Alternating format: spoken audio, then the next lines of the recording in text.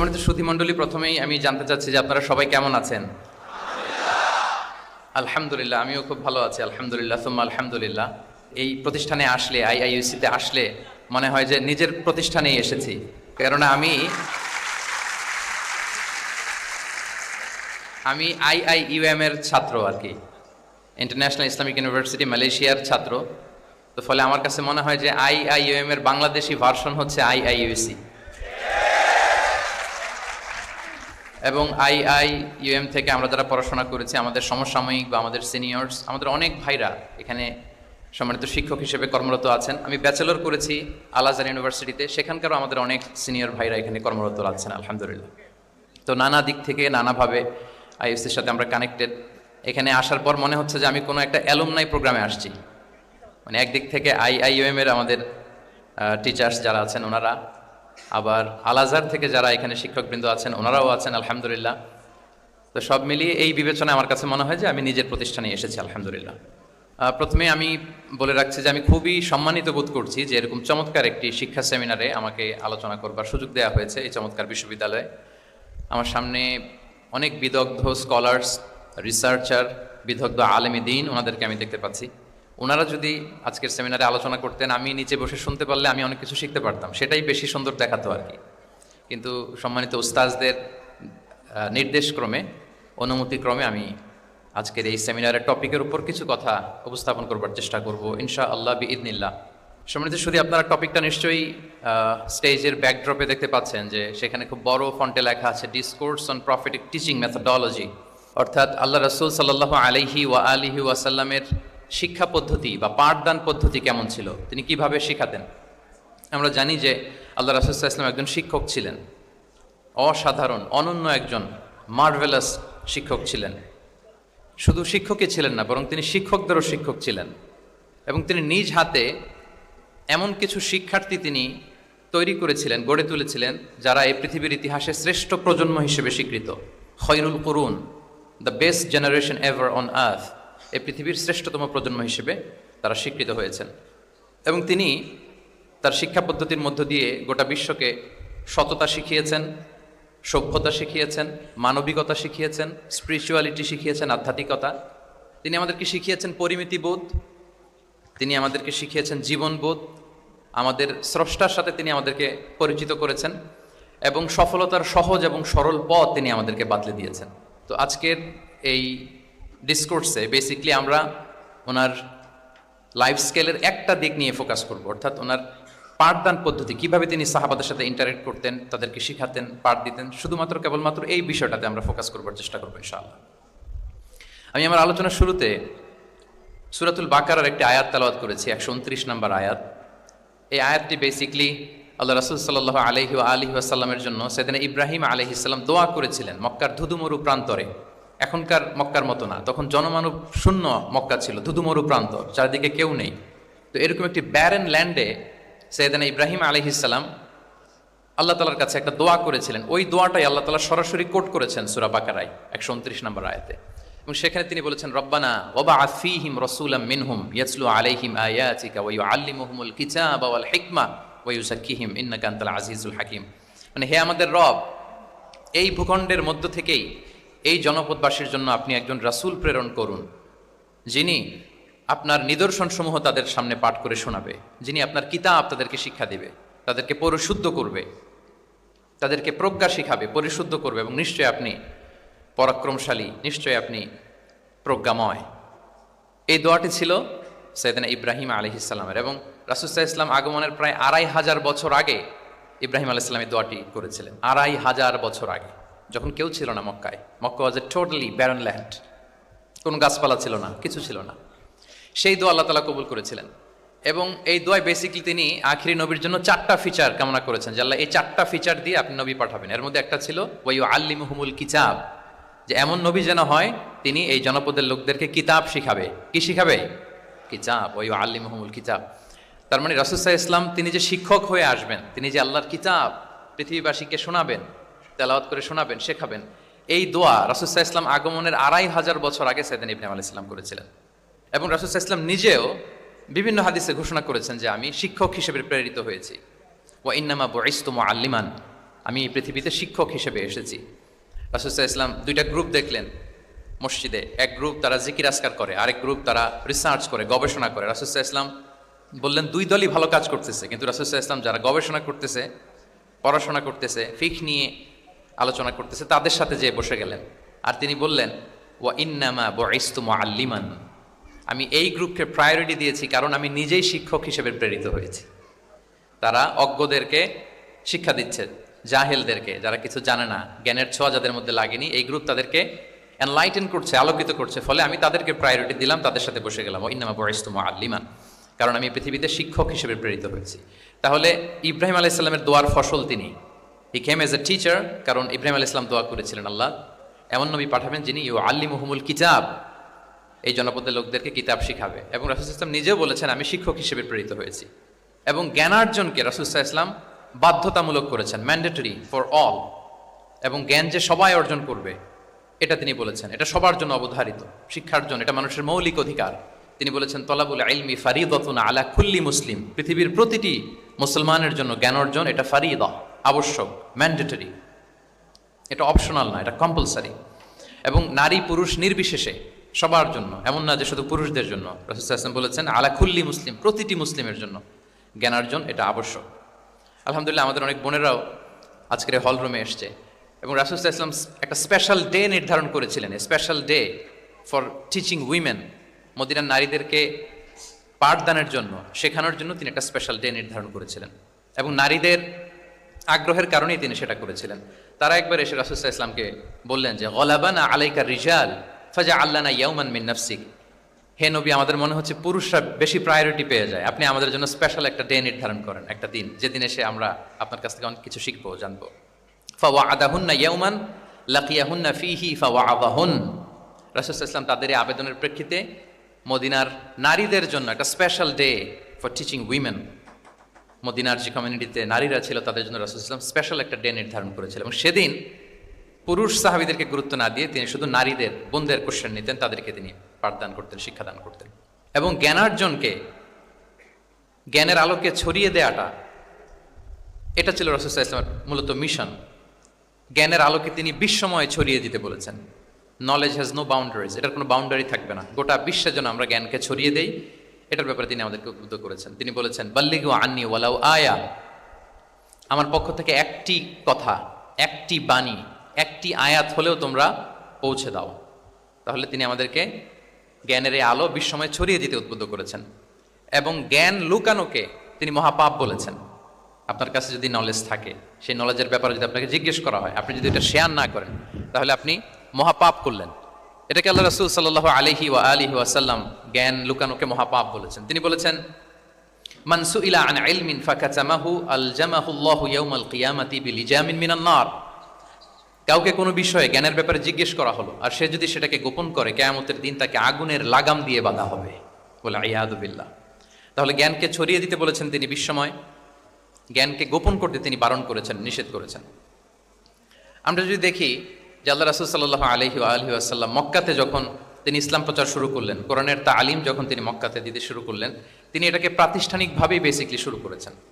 আমরা যেমনি জ্ঞান বিতরণের জন্য প্রাতিষ্ঠানিক অবকাঠামো আমাদের প্রয়োজন হয়, রাসূল সাল্লাল্লাহু আলাইহি ওয়াসাল্লাম সেভাবেই একটা সেন্টার বেস তিনি শুরু করেছিলেন। এবং মক্কায় দারুল আরকাম নামে, আপনারা সবাই যারা রাসূল সাল্লাল্লাহু আলাইহি ওয়াসাল্লামের বায়োগ্রাফি পড়েছেন, ইতিহাস পড়েছেন, দারুল আরকাম থেকে বেসিকলি রাসূল সাল্লাল্লাহু আলাইহি ওয়াসাল্লাম এই জ্ঞান বিতরণ করতেন বা কোরআনের তালিম দিতেন। আরকাম ইবনে আবিল আরকাম একজন তরুণ সাহাবী, মাত্র 16 বছর বয়সে তিনি ইসলাম ধর্ম গ্রহণ করেছিলেন। তার একটা ঘরের একটা বড় অংশ তিনি রাসূল সাল্লাল্লাহু আলাইহি ওয়াসাল্লামের তালিমের জন্য ডেডিকেট করেছিলেন। এবং সেটাই ইসলামের প্রথম বিশ্ববিদ্যালয় হিসেবে স্বীকৃত, দারুল আরকাম। এবং মজার ব্যাপার হচ্ছে ওনার ঘরটা সিলেক্ট করার পেছনে স্ট্র্যাটেজিক অনেক কারণ ছিল। কারণ সে ছিল বানু মাখজুম গোত্রের, মানে কোরাইশের শত্রু, কোরাইশের রাইভাল ছিল বানি মাখজুম। রাসূল সাল্লাল্লাহু আলাইহি ওয়াসাল্লাম ছিলেন কোন বংশের? বলেন তো সবাই, কোন বংশের? কুরাইশ বংশের। আর আবু জাহাল ছিল কোন বংশের? না, সে বানু মাখজুম থেকে ছিল। So Banu Makhzum was the rival of Quraish. তারা ছিল কুরাইশদের সাথে একটা হাড্ডাহাড্ডি লড়াই, শত্রুর মতো আর কি। তো রাসূল সাল্লাল্লাহু আলাইহি ওয়াসাল্লাম কুরাইশি কারো ঘর বেছে নেন নাই, বরং বানু মাখজুম গোত্রের এক তরুণ আরকাম, তার ঘরটা তিনি বেছে নিয়েছিলেন। এবং স্ট্র্যাটেজিক্যালি এত চমৎকার একটা পজিশনে ছিল, মাত্র 130 মিটার ডিস্টেন্স ছিল কাবা থেকে। কাবা থেকে 130 মিটার দক্ষিণ পূর্বে এই আরকাম রাদিয়াল্লাহু তাআলা আনহুর ঘর ছিল।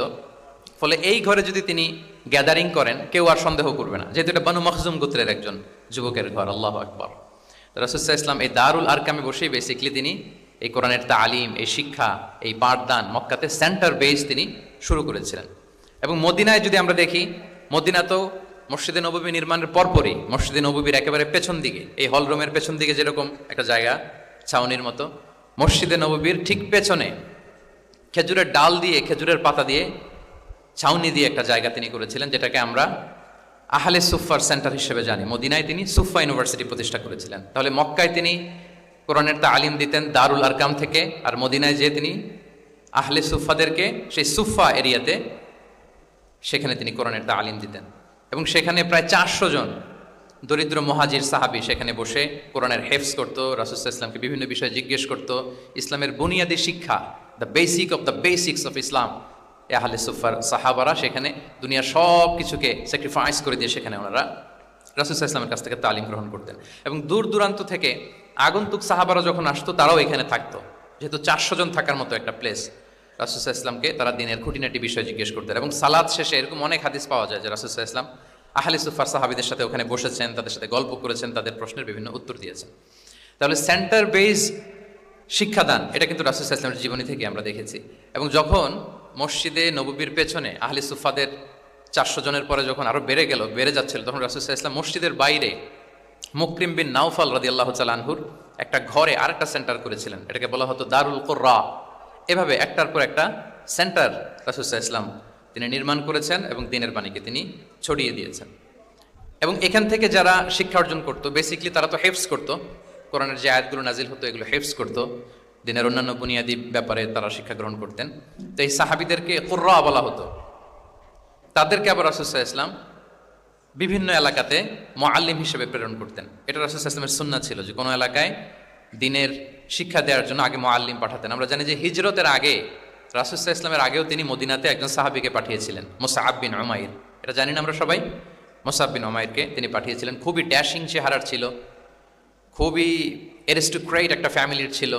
উনি এত চমৎকার পারফিউম ইউজ করতেন, উনি কোনো রাস্তা দিয়ে হেঁটে গেলে সবাই বুঝতো এই রাস্তা দিয়ে কিছুক্ষণ আগে হেঁটে গিয়েছে মুসআব বিন উমাইর। বাংলা একটা কথা আছে, আগে দর্শনদারি পরে গুণ বিচারী, এরকম একটা কথা আছে না? সো মদিনার লোকটা যাতে ইসলামের প্রতি খুব দ্রুত অ্যাট্রাক্টেড হয়, এজন্য তিনি আবু বকর রাদিয়াল্লাহু তাআলা আনহুকে পাঠাননি, ওমর ফারুককে পাঠাননি, বরং মুসআব বিন উমাইর রাদিয়াল্লাহু তাআলা আনহুকে মুআল্লিম হিসেবে, he was the first ambassador of Islam, প্রথম অ্যাম্বাসেডর হিসেবে তিনি মদিনায় গিয়েছিলেন।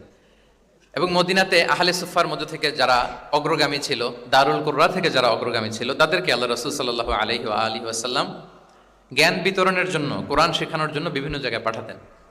আপনারা উহুদের যুদ্ধের পরপরই বিরে মাউনার ঘটনা শুনে থাকবেন। সেখানে রাসূল সাল্লাল্লাহু আলাইহি ওয়াসাল্লাম 70 জন হাফেজ সাহাবী, মানে ওই সময় পর্যন্ত যতটুকু কোরআনের আয়াত নাজিল হয়েছিল এগুলো যারা মুখস্থ করে ফিরেছিলেন, এরকম 70 জন সাহাবীকে একটা এরিয়াতে তিনি পাঠিয়েছিলেন।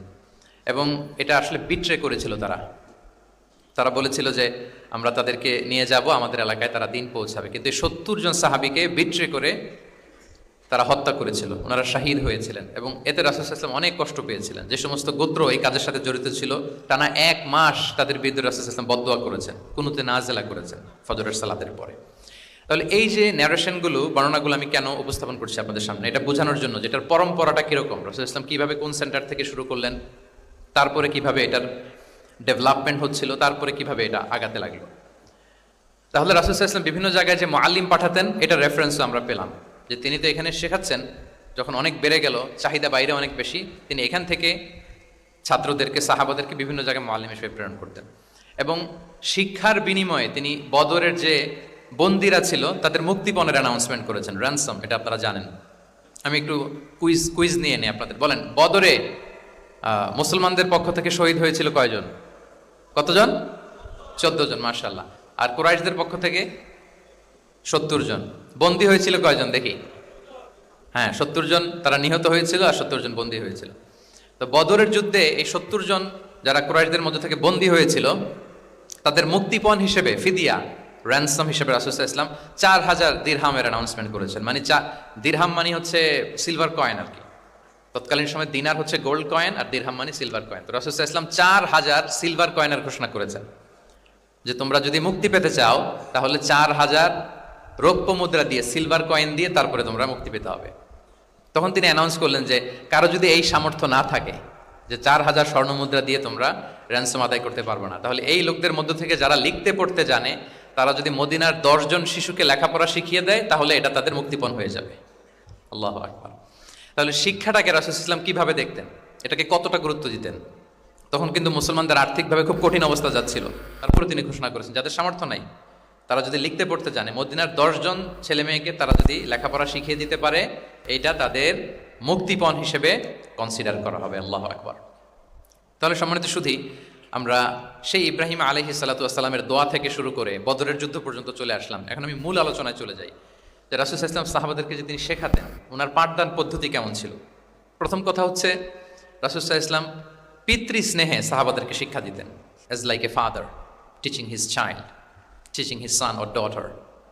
পরম মমতায় বাবা যেমনি তার সন্তানকে পরম যত্নে, পরম আদরে, পরম মমতায় শেখায়, ভুল ধরিয়ে দেয়, সংশোধন করে দেয়, আল্লাহ রাসূল সাল্লাল্লাহু আলাইহি ওয়া আলিহি ওয়াসাল্লাম সন্তানকে যেমনি বাবা পরম মমতায় আদর করে শেখায় ঠিক সেভাবে শেখাতেন। এবং তিনি বলেছেন যে ইন্নামা আনা লাকুম বিমানজিলাতিল ওয়ালিদি উআল্লিমুকুম, নিশ্চয় আমি তোমাদের বাবার মতো, বাবা যেমনি ছেলে মেয়েদেরকে শেখায়।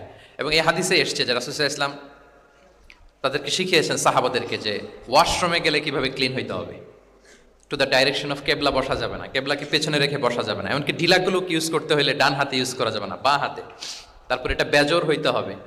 এরকম ধরে ধরে উম্মাকে শিখিয়েছেন। নারীদের মেনস্ট্রুয়েশনাল পিরিয়ডের ব্যাপারে বিধানগুলো শিখিয়েছেন। স্বামী স্ত্রীর অন্তরঙ্গ মুহূর্তের ব্যাপারে মাসআলা কি, ব্যাপারগুলো কি, লিগ্যাল অপিনিয়ন কি, ধরে ধরে বাবা মা যেমনি ছেলে মেয়েদেরকে ধরে ধরে শিখিয়ে দেয় যে এইভাবে this is good and this is bad, dos and don'ts যেমনি মা বাবা শেখায়, আল্লাহ রাসূল সাল্লাল্লাহু আলাইহি ওয়াসাল্লাম বলেন ইন্নামা আনা লাকুম বিমানজিলাতিল ওয়ালিদি উআল্লিমুকুম, আমি তোমাদের বাবার মতো, বাবা যেমনি শেখায় পরম মমতায়, এভাবে আমি তোমাদেরকে শিক্ষা দিই। এবং রাসূল সাল্লাল্লাহু আলাইহি ওয়াসাল্লাম খুব সহজ করে উপস্থাপন করতেন, কোনো কিছুকে জটিল করতেন না। এটা কিন্তু একজন আদর্শ শিক্ষকের বৈশিষ্ট্য।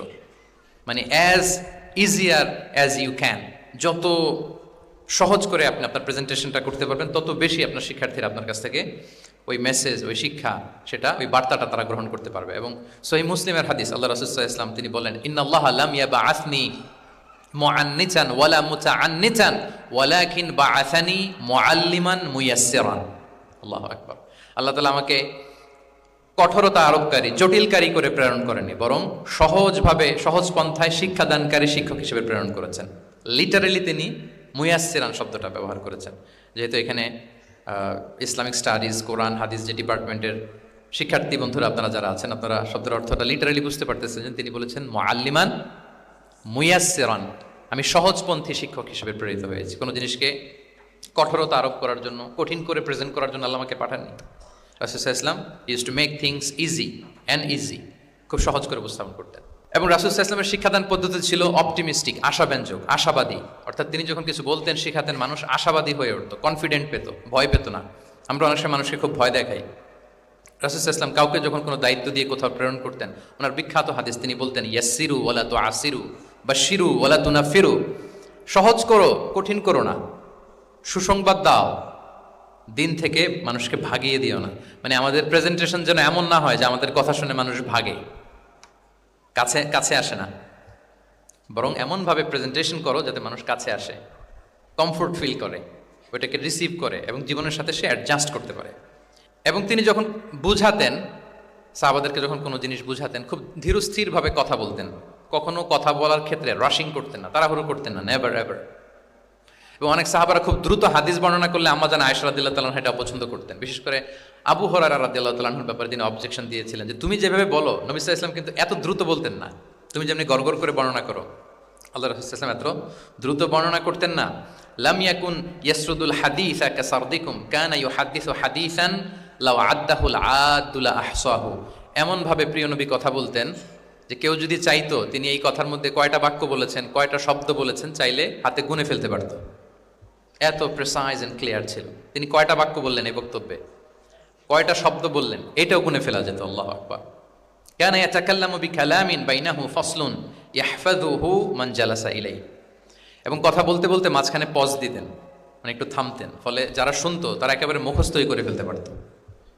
আল্লাহু আকবার। এটা কিন্তু একজন আদর্শ শিক্ষকের বৈশিষ্ট্য যে যখন আমরা ক্লাস নিব, যখন আমরা বুঝাবো, খুব ধীরস্থিরভাবে, খুব ধীরস্থিরভাবে আমি কথা বলবো, মাঝে মাঝে পজ দিব, রাসূল ইসলাম পজ দিতেন, থামতেন, যাতে ছাত্ররা নিতে পারে। সব শিক্ষার্থীদের এক ধরনের ক্যাপাসিটি না, ক্যাপাসিটি ইস্যু নিয়ে আমি সামনে কথা বলতেছি ইনশাআল্লাহ। তো তাহলে এইভাবে তিনি বেসিকলি তালিম দিতেন বা প্রেজেন্ট করতেন। আচ্ছা, শিক্ষা দেওয়ার ক্ষেত্রে দুইটা ধরন ছিল রাসূল সাল্লাল্লাহু আলাইহি ওয়াসাল্লামের। কখনো হয়তো ওয়ান অন ওয়ান মিটিং, একজন সাহাবীকে টার্গেট করে তাকে কিছু শেখাচ্ছেন, জানাচ্ছেন বা বলছেন।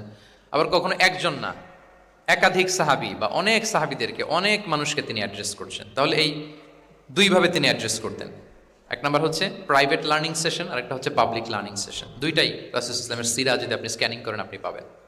প্রাইভেটলি এরকম অনেক হাদিস পাওয়া যায়, যে হাদিসগুলোতে দেখা যায় যে রাসূল সাল্লাল্লাহু আলাইহি ওয়াসাল্লাম ওয়ান অন ওয়ান মিটিং করেছেন, শুধু একজনকে কিছু শেখাচ্ছে। এটা স্পেশালি হতো যখন তিনি কারোর সাথে রাইড শেয়ার করতেন।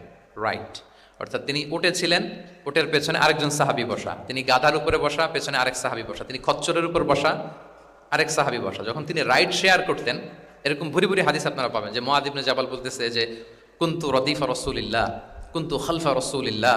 আমরা একবার আল্লাহ রাসূল সাল্লাল্লাহু আলাইহি ওয়াসাল্লামের সাথে আমি একবার উটের পেছনে বসা ছিলাম। আব্দুল ইবনে আব্বাস বলতেছেন আমি উটের পেছনে বসা ছিলাম। ফদল ইবনে আব্বাস বলতেছেন আমি একবার একটা খচ্চরের পেছনে বসা ছিলাম। When he was sharing his riding যখন শেয়ার করতেন, ওই মুহূর্তগুলোতে এমন চমৎকার চমৎকার কিছু বার্তা রাসূল সাল্লাল্লাহু আলাইহি ওয়াসাল্লাম ওই সাহাবীদেরকে দিয়েছেন, যেগুলো আমরা হাদিস গ্রন্থগুলোতে পড়ে অবাক হয়ে যাই।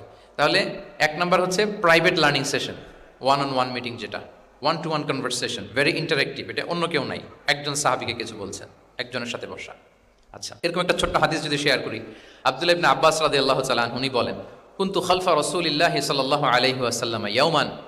একদিন আমি, এই যে দেখেন বর্ণনা ভঙ্গি কেমন, একদিন আমি রাসূল সাল্লাল্লাহু আলাইহি ওয়াসাল্লামের পেছনে বসা, মানে কোন একটা ওটের উপর বা গাধার উপরে বসা। ফাকালা, তিনি বললেন ইয়া গুলাম, হে কিশোর।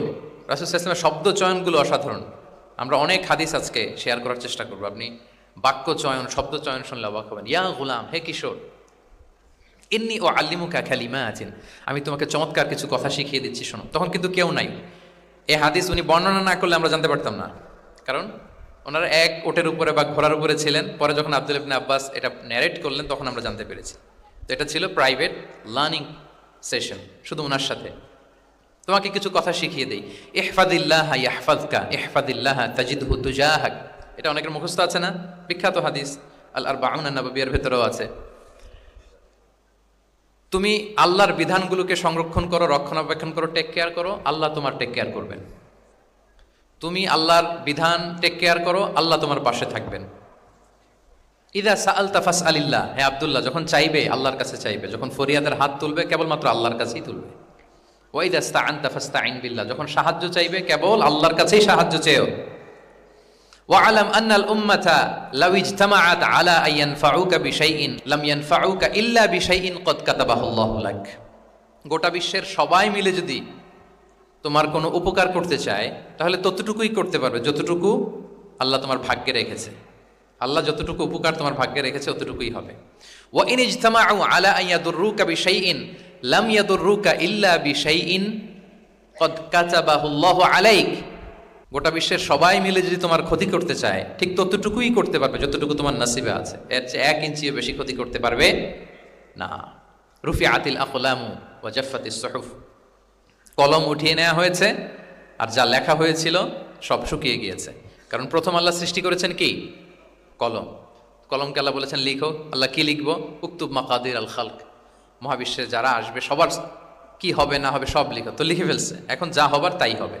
তাহলে দেখেন, আকীদা সংক্রান্ত, ইসলামের বুনিয়াদী বিশ্বাস সংক্রান্ত চমৎকার কিছু লার্নিং, কিছু লেসন আল্লাহ রাসূল সাল্লাল্লাহু আলাইহি ওয়াসাল্লাম আব্দুল্লাহ ইবনে আব্বাসকে দিয়েছেন। এবং এটা ছিল one on one meeting, private learning session. আর কেউ ছিল না তখন। আব্দুল্লাহ ইবনে আব্বাস এটা শুনেছেন এবং আমাদের কাছে বর্ণনা করেছেন। আচ্ছা, এটা গেল একটা। আরেকটা কি বলেছিলাম? একটা তো প্রাইভেট লার্নিং সেশন, আরেকটা পাবলিক। বলেন আমার সাথে, মেক এ নয়েজ। আরেকটা কি? Public learning session. ওইটা একা একা না, হয়তো অনেক সাহাবী একসাথে আছে, তাদেরকে কিছু বলছেন বা শেখাচ্ছেন। অথবা হিউজ কংগ্রেগেশন, অনেক বড় গ্যাদারিং। লেটস সে মসজিদে নববীতে তিনি যে খুতবাগুলো দিয়েছেন, প্রায় 10 বছর তো তিনি খতিব ছিলেন, এই যতগুলো খুতবা দিয়েছেন, এটা অফকোর্স কি পাবলিক লার্নিং সেশন। বিভিন্ন প্রেক্ষাপটে জনপরিসরে দেয়া রাসূল সাল্লাল্লাহু আলাইহি ওয়াসাল্লামের যে শিক্ষামূলক বক্তব্যগুলো, এগুলো পাবলিক লার্নিং সেশন। বিদায় হজের ভাষণ বিশাল এক কংগ্রেগেশনের সামনে তিনি অ্যাড্রেস করেছিলেন, ওইটা কি ছিল? Public learning session. তাহলে সেখানের পদ্ধতিটা বেসিকলি 2 ধরনের। একটা ছিল, বলেন আমার সাথে, একটা ছিল প্রাইভেট লার্নিং সেশন, আর একটা পাবলিক লার্নিং সেশন। আচ্ছা, এই তো, লেটস মুভ অন। এবার আমরা চলে যাব যে তিনি যেসব শিখন পদ্ধতি অবলম্বন করতেন, শেখানোর ক্ষেত্রে কি কি মিনস, কি কি ওয়ে তিনি অবলম্বন করতেন, সেগুলো আমরা শেয়ার করি। অনেকগুলো মিনস তিনি ইউজ করতেন, অনেকভাবে তিনি পাঠদান করতেন, সাহাবাদেরকে শিক্ষা দিতেন। এর মধ্যে অন্যতম একটা মাধ্যম হচ্ছে তিনি সাহাবাদেরকে কোশ্চেন করতেন, কোশ্চেন করে সঠিক উত্তর পেলে তিনি উৎসাহ দিতেন খুব। মনে রাখতে হবে রাসূল সাল্লাল্লাহু আলাইহি ওয়াসাল্লামের শিক্ষাটা বেসিকলি ছিল Q&A বেসড। সামনে আমরা ইন ডেপথ যখন আমরা ঢুকবো, basically oral based, oral session ছিল, মুখে মুখে। কারণ আমাদের মতো তো এত কাগজ কলম ছিল না। এখন যেমনি আপনাদেরকে হোমওয়ার্ক দেয়, অ্যাসাইনমেন্ট দেয়, এগুলো ছিল নাকি তখন? রাসূল সাল্লাল্লাহু আলাইহি ওয়াসাল্লামের সময় অ্যাসাইনমেন্ট দেওয়ার রীতি ছিল বলেন? আপনাদের অ্যাসাইনমেন্ট দেয় স্যাররা? হ্যাঁ, সবাইকে দেয়? ভাল লাগে অ্যাসাইনমেন্ট করতে? ভাল লাগে না? আচ্ছা, ভাল লাগে কার কার দেখি হাত তোলেন। সর্বনাশ, মাত্র 3-4 জন হাত তুলে বলতেছে যে ভাল লাগে এদের। আচ্ছা, ভাল লাগে না কার কার দেখি? ইয়া আল্লাহ, আল্লাহ তাআলা হেদায়েত দান করুক আমাদেরকে। আচ্ছা, এবার 2বারের 1বারও যারা হাত তোলেন নাই তারা হাত তোলেন। একদল আছে খুব চালাক, ভাবে যে কোন দলে কখন হাত তুলে আর কোন বিপদে পড়ি। তো এই যে এখন স্যাররা হোমওয়ার্ক দেন, কাজ দেন, অ্যাসাইনমেন্ট দেন, এটা তো ওই সময় ছিল না। ফলে এটা রাসূল সাল্লাল্লাহু আলাইহি ওয়াসাল্লামের পাঠদান পদ্ধতিটা বেসিকলি ছিল Q&A বেসড, প্রশ্নোত্তর পর্ব। সাহাবারা জিজ্ঞেস করতেন, না জানলে রাসূল সাল্লাল্লাহু আলাইহি ওয়াসাল্লাম আবার জিজ্ঞেস করতেন, দেখি ওরা জানে কিনা। এরকম অনেকভাবে তিনি শেখাতেন, আমরা সামনের দিকে আরো দেখব। তো রাসূল সাল্লাল্লাহু আলাইহি ওয়াসাল্লাম সাহাবাদেরকে প্রশ্ন ছুড়তেন, তিনি ট্রাই করতেন, দেখতেন যে দেখি ওরা পারে কিনা, ব্যাপারটা জানে কিনা। যদি কেউ সঠিক আনসার দিতে পারতো, রাসূল সাল্লাল্লাহু আলাইহি ওয়াসাল্লাম খুব উৎসাহ দিতেন, তাদেরকে প্রশংসা করতেন এবং উৎসাহ দিতেন। স্যাররা যখন আমাদের ক্লাসে প্রশংসা করে, ভালো লাগে না আমাদের? আমার প্রেজেন্টেশন খুব প্রশংসা করলো, আমার অ্যাসাইনমেন্টের খুব প্রশংসা করলো, আমাকে ইন্সপায়ার করলো, আমি আরো মোটিভেটেড হব না? হয়তো আমরা নাকি হই। তো রাসূল সাল্লাল্লাহু আলাইহি ওয়াসাল্লাম এটাই করতেন। উবাই ইবনে কাআব রাদিয়াল্লাহু তাআলা আনহুকে উনি প্রশ্ন করলেন, আল্লাহ রাসূল সাল্লাল্লাহু আলাইহি ওয়া আলিহি ওয়াসাল্লাম প্রশ্ন করলেন যে, ইয়া আবাল মুনজির, এটা ওনার কুনিয়া, আতাদরি আইয়ু আয়াতিন মিন কিতাবিল্লাহি মাআকা আ'যাম, তুমি কি জানো যে আল্লাহর কিতাবের কোন আয়াতটা সর্বশ্রেষ্ঠ? সর্বশ্রেষ্ঠ আয়াত কোনটা তুমি জানো?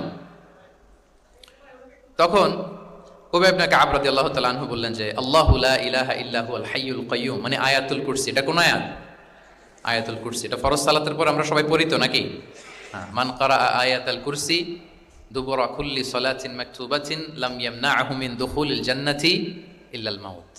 ফরজ সালাতের পরে যারা আয়াতুল কুরসি পড়ে, তার জান্নাতে প্রবেশে কোনো বাধা থাকে না, একটা জিনিস ছাড়া, মানে মৃত্যু, মরণ। লোকটা মরে না, তাই জান্নাতে যায় না। মরলেই জান্নাতি। তো হে উবাই, হে ইয়া আবাল মুনজির, তুমি কি জানো কোরআনের সর্বশ্রেষ্ঠ আয়াত কোনটা? তিনি বললেন যে আয়াতুল কুরসি। এটা শুনে রাসূল সাল্লাল্লাহু আলাইহি ওয়াসাল্লাম খুব খুশি হলেন। খুশি হয়ে কি করলেন? ফাদারাবা ফি সাদরি, তিনি বললেন যে তিনি আমার বুকে একটা আলতো চাপড় দিলেন। এটা ভালোবাসার আলতো চাপড়, এরকম উৎসাহ দেওয়ার জন্য, যে সাবাস। আমরা মাঝে পিঠে কাউকে আলতো চাপড় দিয়ে কি বলি? ব্রেভো, সাবাস, মাশাআল্লাহ, এগুলো বলি না? তো রাসূল সাল্লাল্লাহু আলাইহি ওয়াসাল্লাম বুকে আলতো চাপড় দিয়ে বললেন, ওয়াল্লাহি লিয়াহনিকাল ইলমু আবাল মুনজির, তোমার ইলম, তোমার জ্ঞান কল্যাণময় হোক হে আবাল মুনজির, মোবারক হোক তোমার জন্য তোমার ইলম, may knowledge be pleasant for you, তোমার জ্ঞানটা বরকতময় হোক, কল্যাণময় হোক। তাহলে তিনি যখন সঠিক উত্তর দিতে পারলেন, রাসূল ইসলাম খুশি হয়ে বুকে আলতো চাপড় দিয়ে তার প্রশংসা করলেন, তার জন্য দোয়া করলেন। রাসূল ইসলাম এভাবে উৎসাহ দিতেন। এতে করে কি হয়? শিক্ষার্থীদের কনফিডেন্ট বাড়ে। কি হয়? যে স্যার যখন আমাকে এত কিছু বলতেছে, তাহলে নিশ্চয়ই আমি কিছু একটা ভালো কিছু করছি, আমাকে দিয়ে কিছু একটা হবে, আমাকে দিয়ে। আমরা অনেক সময় ভুল করে বলে ফেলি যে তোকে দিয়ে কিছুই হবে না, বলে ফেলি না? এতে হয় কি? কনফিডেন্ট কমে যায়। মা বাবারাও এটা করে যে তুই কিছুই পারবি না, তোকে দিয়ে কিছুই হবে না। বাংলাদেশে একটা বিখ্যাত কথা আছে, ওই যে ছেলে মেয়ে A+ না পেলে পাশের বাড়ির কেউ পেলে বলে যে ওর পা ধোয়া পানি খা। কি বলে? তুই A+ পাইলি না, ওই দেখ ওই বাড়িতে পেয়ে গেল, ওর কি খা? পা ধোয়া পানি খা। তো আসলে এতে কি হয়? কনফিডেন্স কমে যায় ছেলে মেয়েদের। এটা যেন আমরা না বলি, বরং ওদেরকে ইন্সপায়ার করতে হবে, হ্যাঁ, উৎসাহিত করতে হবে, প্রশংসা করতে হবে। সাহাবীদের ভালো কিছু দেখলে সঠিক উত্তর তারা দিতে বলে রাসূল ইসলাম এবার প্রশংসা করতেন। আচ্ছা, গেল, এটা একটা পদ্ধতি। আরেকটা হচ্ছে কোনো গুরুত্বপূর্ণ জিনিসকে এমফাসাইজ করার জন্য রাসূল ইসলাম রেপিটেশন করতেন, তাকরার করতেন। গুরুত্বপূর্ণ জিনিসকে তিনি 3 বার উল্লেখ করতেন, তাকরার করতেন। আত্তাকওয়া হা হুনা, আত্তাকওয়া হা হুনা, আত্তাকওয়া হা হুনা, ওয়া ইউশিরু ইলা সদরিহি সালাসা মাররাত। তাকওয়া এখানে এখানে এখানে, তিনবার বলে, একবার বললেই তো হয়ে যায়, তিনবার কেন বলেন? এটা গুরুত্বপূর্ণ, ভেরি ইম্পর্টেন্ট ইস্যু। গুরুত্ব বোঝানোর জন্য এমফেসাইজ করতে যে তিনি কোনো জিনিসকে কয়বার বলতেন? তিনবার। বিদায় হজের ভাষণ যখন দিলেন, ভাষণ দেয়া শেষ, এবার বলতেছে আল্লাহুম্মা হাল বাল্লাগতু, আল্লাহুম্মা হাল বাল্লাগতু, আল্লাহুম্মা হাল বাল্লাগতু, আল্লাহুম্মা ফাশহাদ। তিনবার বললেন যে আল্লাহ আমাকে যা পৌঁছাতে বলেছেন, হে মহাসমাবেশ তোমরা বলো আমি কি পৌঁছাতে পেরেছি? আমি কি ঠিকঠাক পৌঁছালাম? আমি কি সব তোমাদেরকে বলেছি? সাক্ষ্য দাও, সাক্ষ্য দাও। সবাই বললো ইয়া রাসূলুল্লাহ, আল্লাহ যেমনটি বলেছেন সব আপনি আমাদের কাছে পৌঁছে দিয়েছেন, কিছু লুকোচুরি করে নাই, কিছু লুকান নাই। তাহলে তিনবার জানতে চাইলেন, কয়বার? এটা রাসূল সাল্লাল্লাহু আলাইহি ওয়াসাল্লামের একটা গুরুত্বপূর্ণ অভ্যেস ছিল, যে যেটাকে তিনি এমফেসাইজ করতে চাইতেন, যেটা গুরুত্বপূর্ণ কোনো বিষয় এটাকে তিনি রিপিট করতেন বারবার, সাধারণত তিনবার। সাধারণত কয়বার? তাহলে গুরুত্বপূর্ণ জিনিসগুলো আমরা বারবার বলবো যাতে আমাদের শিক্ষার্থীরা সহজে সেটা মুখস্থ করে ফেলতে পারে। আচ্ছা, আবার রাইডিং শেয়ারের আর একটা ঘটনা। মুআয ইবনে জাবাল রাদিয়াল্লাহু তাআলা আনহু, উনি একবার রাসূল সাল্লাল্লাহু আলাইহি ওয়াসাল্লামের সাথে বাহনের পেছনে ছিলেন, হয়তো উট। কুনতু রিদফান নবী, মুআয ইবনে জাবাল বলেন, আমি রাসূল সাল্লাল্লাহু আলাইহি ওয়াসাল্লামের পেছনে একবার বসা ছিলাম। তো তখন হঠাৎ করে রাসূল সাল্লাল্লাহু আলাইহি ওয়াসাল্লাম আমাকে ডাক দিলেন। রাসূল সাল্লাল্লাহু আলাইহি ওয়াসাল্লাম সামনে, মুআয ইবনে জাবাল পেছনে। হঠাৎ ডেকে বললেন, ইয়া মুআয ইবনে জাবাল, হে মুআয ইবনে জাবাল। তো তিনি বললেন খুব বিনয়ের সাথে, কুলতু লাব্বাইকা রাসূলুল্লাহি ওয়া সা'দাইক, মানে হে আল্লাহ রাসূল আমি হাজির, আমি প্রস্তুত। হে আল্লাহ রাসূল আপনি খালি অর্ডার করেন, বান্দা হাজির। আমরা এরকম বলি না মাঝে মাঝে বাংলায়, কি বলি? বান্দা হাজির, মানে আমি আছি আপনার খেদমত, আপনি বলেন। তো রাসূল ইসলাম বললেন, ইয়া মুআয ইবনে জাবাল লাব্বাইকা রাসূলুল্লাহি ওয়া সা'দাইক, ইয়া রাসূলুল্লাহ আমি হাজির। কিন্তু রাসূল ইসলাম কিছু বলেন না, কিছুই বলেন না। আবার যাচ্ছে, উট যাচ্ছে যাচ্ছে যাচ্ছে, কয়েক মিনিট পরে আবার ডাক দিলেন, ইয়া মুআয ইবনে জাবাল, হে মুআয। উনি একই কথা, লাব্বাইকা রাসূলুল্লাহ সা'দাইক, হে আল্লাহ রাসূল আমি হাজির, উপস্থিত। আবার ইয়া মুআয ইবনে জাবাল, হে মুআয। তিনি একই কথা বললেন, লাব্বাইকা রাসূলুল্লাহ। তিনবার বললেন, তিনবার মুআয ইবনে জাবাল একই উত্তর দিলেন। তার মানে ওনার আগ্রহটা বাড়াচ্ছেন। রাসূল সাল্লাল্লাহু আলাইহি ওয়াসাল্লাম একটা গুরুত্বপূর্ণ কথা বলবেন, এই কথাটা শোনানোর জন্য মুআয ইবনে জাবালের উনি কি করতেছেন? ভেতর থেকে কথা বুঝতেছেন আমার সবাই? আগ্রহটা আরো বাড়াচ্ছেন, আরো বাড়াচ্ছেন। যখন দেখলেন যে না, আগ্রহ একেবারে 100-এ 100, এখন বললে সেটা রিসিভ করতে পারবে, কাজে দিবে, তখন তিনি বললেন যে মুআয তুমি কি জানো, হাল তাদরি মা হাক্কুল্লাহি আলাল ইবাদ, বান্দার উপর আল্লাহর হক কি জানো? তিনি বললেন আল্লাহু ওয়া রাসূলুহু আ'লাম, আল্লাহ আল্লাহ রাসূল ভালো জানেন। সাহাবাদের একটা বৈশিষ্ট্য ছিল, they are very down to earth, মানে আউট অফ হাম্বলনেস তারা বলতেন আল্লাহ আল্লাহ রাসূল ভালো জানে। তো তিনি বললেন যে আল্লাহর, বান্দার উপর আল্লাহর অধিকার হচ্ছে যে বান্দা কখনো আল্লাহর সাথে শিরক করবে না, এক আল্লাহর ইবাদত করবে। কিছুক্ষণ পরে আবার ইয়া মুআয ইবনে জাবাল, দেখেন কি স্টাইল, মানে রাজকীয় একটা স্টাইল। ইয়া মুআয ইবনে জাবাল, আবার তিনি লাব্বাইকা রাসূলুল্লাহ সা'দাইক, হে আল্লাহর রাসূল আমি তো হাজির। তখন বললেন তুমি কি জানো আল্লাহর উপরে বান্দার হক কি? এতক্ষণ তো জানলা যে আল্লাহর হক কি, তুমি কি জানো যে আল্লাহর প্রতি বান্দার হক কি? আবার বললেন যে আল্লাহ আল্লাহ রাসূলই ভালো জানেন। তখন রাসূল সাল্লাল্লাহু আলাইহি ওয়াসাল্লাম বললেন যে আল্লাহর হক যেমনি তুমি জানলে যে বান্দা আল্লাহর সাথে শরীক করবে না, এক আল্লাহর ইবাদত করবে, এটা যদি কোনো বান্দা করে তাহলে ওই বান্দাকে কখনো আল্লাহ শাস্তি দিবেন না। এটা হচ্ছে বান্দার হক, আল্লাহর কাছ থেকে সে এটা পাবে যে আল্লাহ ইউআযিবাহুম, আল্লাহ তাআলা তাকে কখনো শাস্তি দিবেন না। তাহলে আপনারা বলেন তো, ওটে করে রাসূল সাল্লাল্লাহু আলাইহি ওয়াসাল্লাম যাচ্ছে, পেছনে কে বসা? হুট করে বলল মুআয একটা কথা শোনো, আল্লাহর হক হচ্ছে বান্দা আল্লাহর ইবাদত করবে, আর বান্দার হক হচ্ছে এটা করলে সে শাস্তি পাবে না। কথাটা যদি এমনি বলে দিত তাইলে কি এত এটা গুরুত্ব পাইতো? কথা বলেন, পাইতো? এটা তো 10 সেকেন্ডই শেষ। কিন্তু যেতে যেতে হে মুআয ইবনে জাবাল লাব্বাইকা ইয়া রাসূলুল্লাহ সা'দাইক, কিছু বলে না। হে রাসূল আমি তো শুনতেছি, বলেন। আবার একটু পর হে মুআয ইয়া রাসূলুল্লাহ আমি হাজির, বলেন। আরো কিছু সময় পর হে মুআয ইয়া রাসূলুল্লাহ, মানে তার আগ্রহ বাড়াতে বাড়াতে বাড়াতে যখন আগ্রহের পারদ একেবারে উচ্চাঙ্গে, তখন রাসূল সাল্লাল্লাহু আলাইহি ওয়াসাল্লাম বার্তাটা পেশ করলেন। আল্লাহু আকবার। তাহলে এটা ছিল রাসূল সাল্লাল্লাহু আলাইহি ওয়াসাল্লামের অভ্যেস, যে তিনি একই কথা বারবার বলে আগ্রহ বাড়াতেন। তিনবার তিনি বলেছেন, তিনবার ডাক দিয়েছেন হে মুআয ইবনে জাবাল। তাহলে রিপিটেশন এটা একটা অভ্যেস ছিল রাসূল সাল্লাল্লাহু আলাইহি ওয়াসাল্লামের, পাঠদানের ক্ষেত্রে একটা পদ্ধতি। আচ্ছা, রাসূল সাল্লাল্লাহু আলাইহি ওয়াসাল্লামের আরেকটা পদ্ধতি ছিল যে তিনি ধারণ ক্ষমতা অনুযায়ী নির্দেশনা দিতেন, considering the state of the addressee, যাকে অ্যাড্রেস করতেছেন তার ক্যাপাসিটি কতদূর এটা বুঝে শুনে বলতেন, খুব বাড়িয়ে বলতেন, বেশি কিছু বলতেন না। এক বেদুইন আসলো, বেদুইন মানে সে মরুপল্লীতে থাকে, শহরের যে নিয়ম কানুন জানে না, সভ্যতার ছোঁয়া তার মধ্যে লাগেনি। এসে বলল দুল্লানি আলা আমাল, আমিলতুহু ইদা আমিলতুহু দাখালতুল জান্নাহ, হে নবী আপনি আমাকে এমন একটা আমল শিখায় দেন যেটা করলে আমি জান্নাতে যাব। তো রাসূল সাল্লাল্লাহু আলাইহি ওয়াসাল্লাম দেখলেন লোকটা বেদুইন, শহরের লোক না, আবার খুব সহজ সরল, একেবারে সাদামাটা। তো রাসূল সাল্লাল্লাহু আলাইহি ওয়াসাল্লাম বললেন চারটা কাজ করবা, তা'বুদাল্লাহা ওয়া লা তুশরিকু বিহি শাইআ, তুকিমাস সালাতাল মাকতুবা, তুআদ্দি যাকাতাল মাফরুদা ওয়া তাসুমা রমাদান। চারটা কাজ। এক, আল্লাহর ইবাদত করবা, শিরক করবা না, ফরজ সালাত পড়বা, ফরজ যাকাত দিবা, রমজানের ফরজ রোজা রাখবা। কয়টা কাজ? কয়টা বলছে? Very simple to memorize, right? আচ্ছা, এটা যখন সে বলল তখন সে বেদিন বলতে আরম্ভ করলো যে আল্লাহ শপথ করে আমি বললাম, লা আযীদু আলা হাযা শাইআন ওয়া লা আনকুসু মিন, ঠিক আছে আমি এই চারটাই করব, বাড়াবো না কমাবো না, এর চেয়ে বেশি কোনোদিন কিছু করবো না, কমও করবো না। মানে খালি আল্লাহরে মানবো, ফরজ নামাজ পড়বো, ফরজ যাকাতটা দিব, আর ফরজ রোজাটা রাখবো, আর কোনো আমল টামল আমার জীবনে আমি করবো, বাড়াবো না কমাবো না। রাসূল সাল্লাল্লাহু আলাইহি ওয়াসাল্লাম বললেন যে কেউ যদি জান্নাতি লোক দেখে নিজের চোখ জোড়াতে চায়, খুশি হতে চায়, তারা যেন এই লোকের দিকে তাকায়, মানে এই লোকটা জান্নাতি। আল্লাহু আকবার, চলে গেল। দেখেন তার কাছে কিন্তু আমলের বিশাল ফিরিস্তি নিয়ে রাসূল সাল্লাল্লাহু আলাইহি ওয়াসাল্লাম হাজির হয় নাই, কারণ তার ক্যাপাসিটি দেখতে হবে, তার সক্ষমতা, সে কদ্দুর নিতে পারবে। রাসূল সাল্লাল্লাহু আলাইহি ওয়াসাল্লাম অবজার্ভ করে দেখলেন যে বেদুইন মানুষ, তারা বেশি কিছু বললে কাজে দিবে না, অল্প একটু বলছে, ওইটা মেনেই সে কি হয়ে গেছে? জান্নাতি হয়ে গেছে। এটা অনেক সময় আমরা ভুল করে ফেলি। শিক্ষার্থীদের মধ্যে সবার মানে রিসিভিং ক্যাপাসিটি এক ধরনের হয় না, কারো খুব বেশি, কারো খুব কম। তো একজন আদর্শ শিক্ষকের কাজ হচ্ছে এটাকে ফলো করা, অবজার্ভ করা, এবং যেটা তাদের সক্ষমতায় কুলায় ঠিক অতটুকু তাদেরকে দেয়, এর চেয়ে বেশি কিছু না। রাসূল সাল্লাল্লাহু আলাইহি ওয়াসাল্লামের আরেকটা পদ্ধতি ছিল গ্রাজুয়ালিটি, স্টেপ বাই স্টেপ, ধীরস্থিরভাবে, অল্প অল্প করে, শাইআন ফা শাইআন। আর তাদাররুজ বিল বাদই বিল আহাম্মি সুম্মাল মুহিম, আগে সবচেয়ে গুরুত্বপূর্ণ, starting with the most important affair first, then the important affair, then the important. সবচেয়ে গুরুত্বপূর্ণটা আগে, এরপরে যেটা কম গুরুত্বপূর্ণ, এরপর কম গুরুত্বপূর্ণ। তাহলে একটু একটু করে বললে এটা মানুষের ফিতরাতের সাথেও যায়, তার নেচারের সাথেও যায়। আমরা মদ হারাম হওয়ার কথা জানি, কয়টা স্টেপে হারাম হয়েছিল মদ? একবারে যদি বলা হতো বন্ধ করার সহজ হতো সাহাবাদের জন্য? হতো না। অনেকে আছে দেখবেন যে চেইন স্মোকার, চেইন স্মোকার বুঝতে পেরেছেন তো? মানে অনেক সিগারেট খায়, লেটসে দিনে 10 থেকে 15টা খায়। তো যে চেইন স্মোকার, আপনি যদি বলেন যে এটা হারাম, আজকেই তোমার বাদ দিতে হবে, হারাম, এটা খাইতে পারবে না, পারবে? ও দুনিয়া সব বাদ দিতে পারবে, সিগারেট বাদ দিতে পারবে না। তো তারে কি করতে হবে? ফ্লেক্সিবিলিটি দিতে হবে, যে আস্তে আস্তে ছাড়েন, 10টা করে খান তো চালাইতে থাকেন না, মানে চালাইতে থাকেন মানে আজকে 10টা খাইছেন, কালকে 9টা করে খান, চালাইতে থাকেন, একসাথে সব বন্ধ করার দরকার নেই।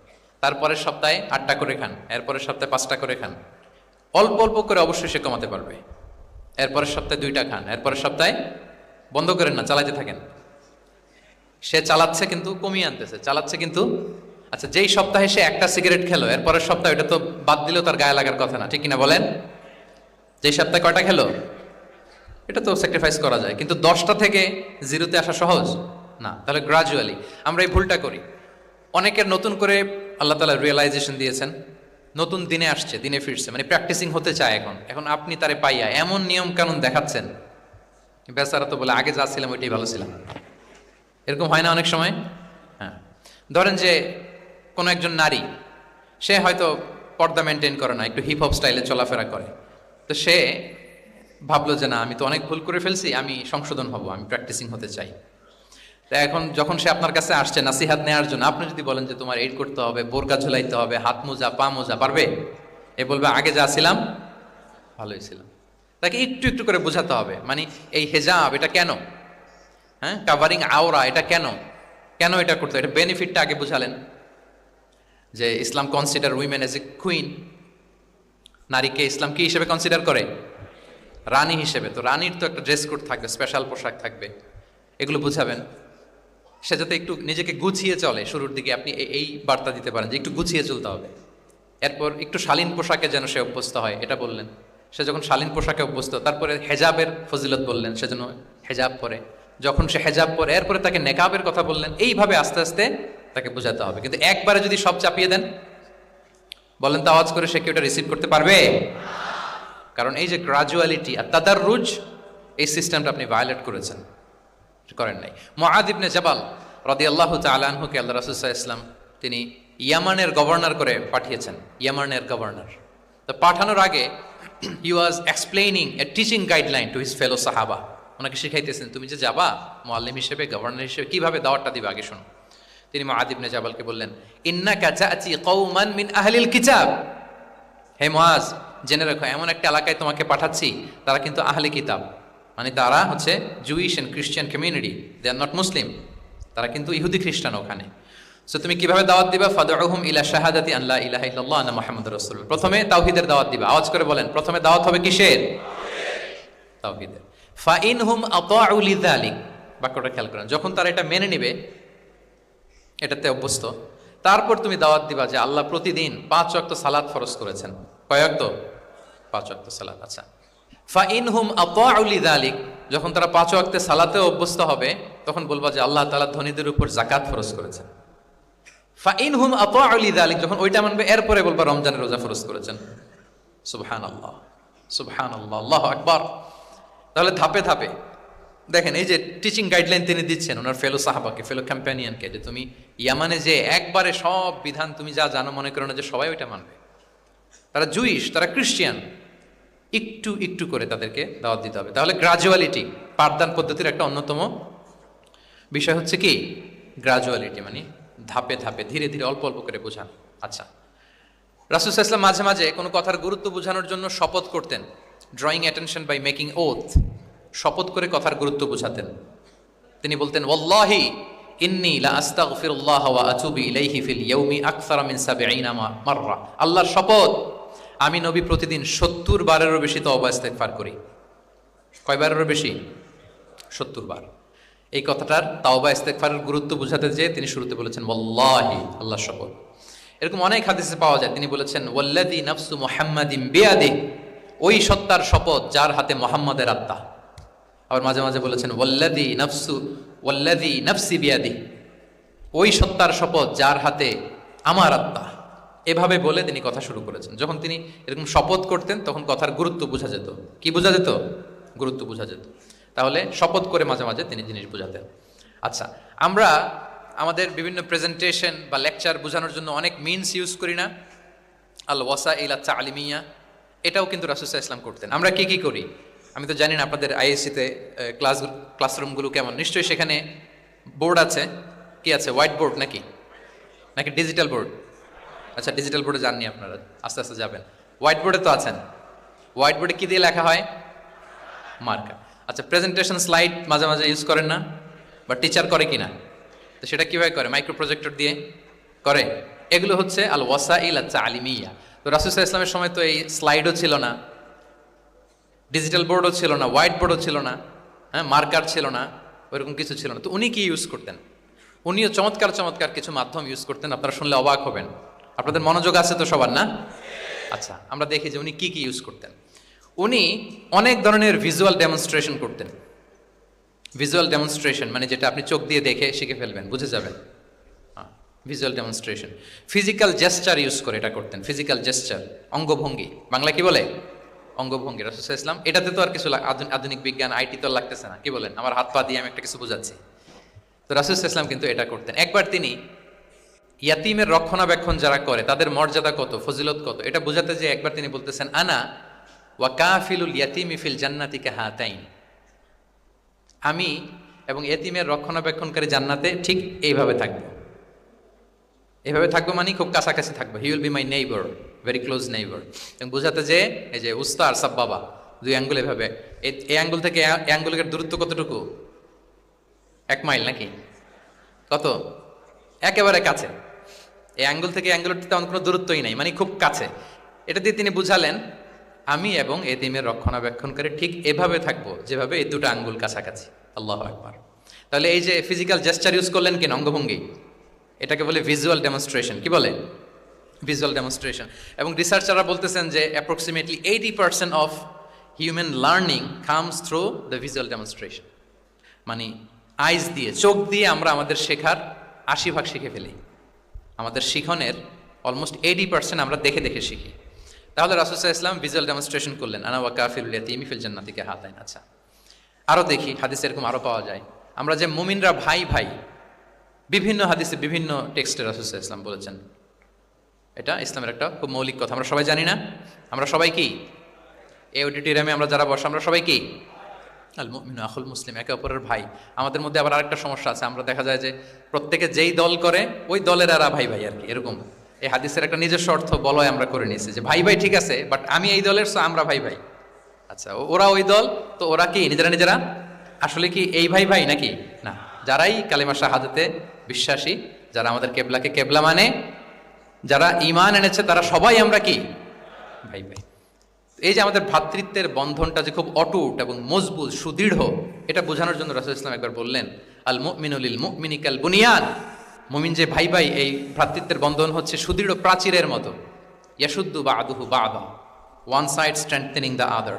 একটা বড় প্রাচীর, যেমন এই বিল্ডিংটা যেমনি এই পাশ ওই পাশটাকে মজবুত করে ধরে রেখেছে, ওই পাশ যেমনি এটাকে মজবুত করে ধরে ঠায় দাঁড়িয়ে আছে বছরের পর বছর, যুগের পর যুগ।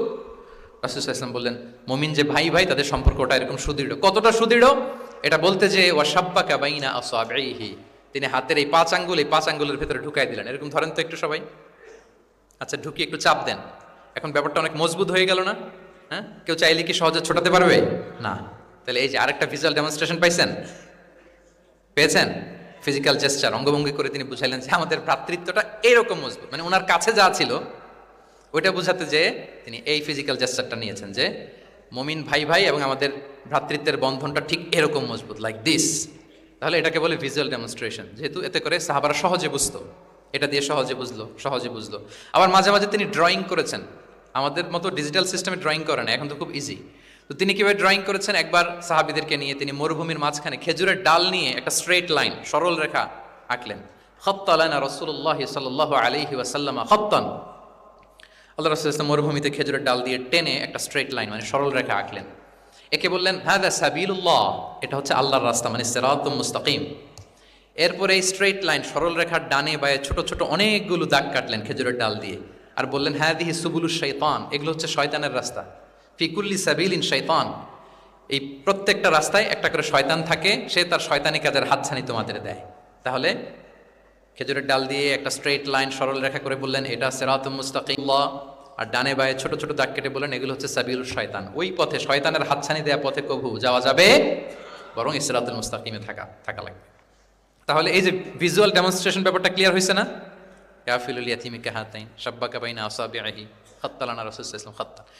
তাহলে এভাবে ওনার সাধ্যের নাগালে যা যা ছিল সাহাবাদেরকে আরো বোঝাতে ভালো করে, হ্যাঁ, to clarify the issue, to visualize the matter, রাসূলুল্লাহ সাল্লাল্লাহু আলাইহি ওয়াসাল্লাম এগুলোর ব্যবহার করেছেন। আচ্ছা, এরপর মাঝে মাঝে সাহাবীদের মস্তিষ্কের যাতে ব্যায়াম হয়, শিক্ষার্থীর কল্পনার জগতে কোনো কিছু চিত্রায়িত করা, এতে করে মস্তিষ্কের ব্যায়াম হয় আর কি, to enhance the power of imagination, আপনার ইমাজিনারি পাওয়ারকে ডেভেলপ করবার জন্য। রাসূল ইসলাম হাদিসে এরকম অনেক কথা বলেছেন যে তোমরা একটু ভাবো তো, এরকম হইলে কেমন হয়, এমন হইলে কেমন হয়, তেমন হইলে কেমন হবে।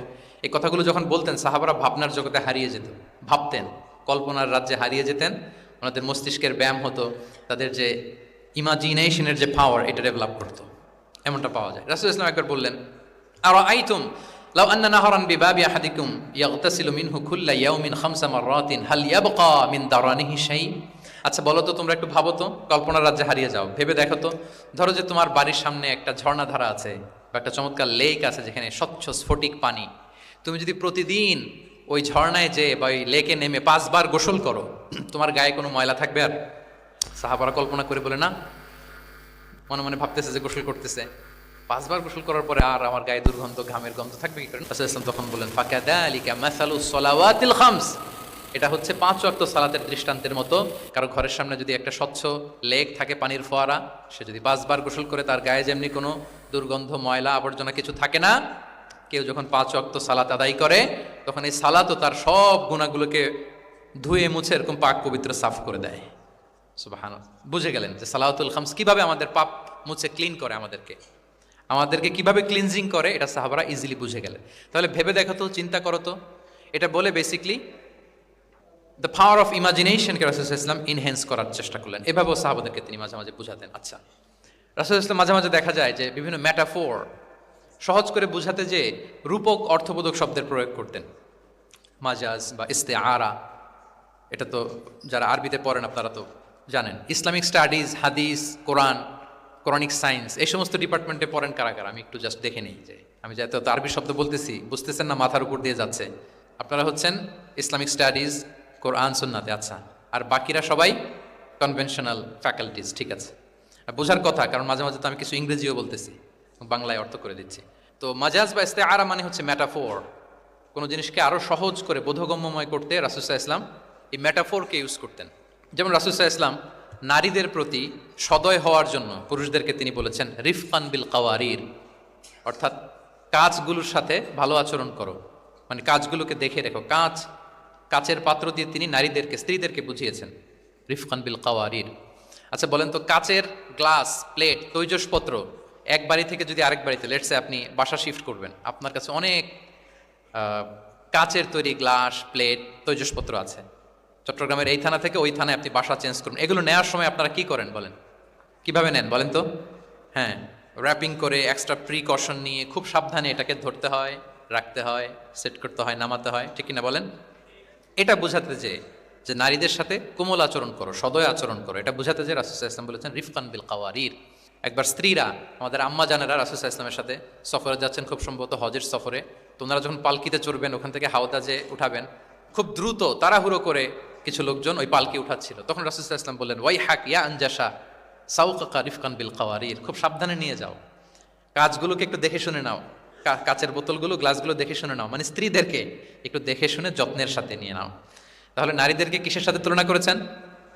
কাচের গ্লাস, কাচের তৈজসপত্র, কাচের সামগ্রী, যাতে বুঝতে সুবিধা হয়। কাচের গ্লাস তোমরা যেমনি ধরো, রাখো, ডিল করো, নারীদের সাথেও এভাবে কি কোমল আচরণ করতে হবে। আচ্ছা, আমি শুরুতেই বলেছিলাম যে রাসূল সাল্লাল্লাহু আলাইহি ওয়াসাল্লামের সাহাবীদেরকে কিছু শেখানো পদ্ধতিটা মেইনলি কি ছিল?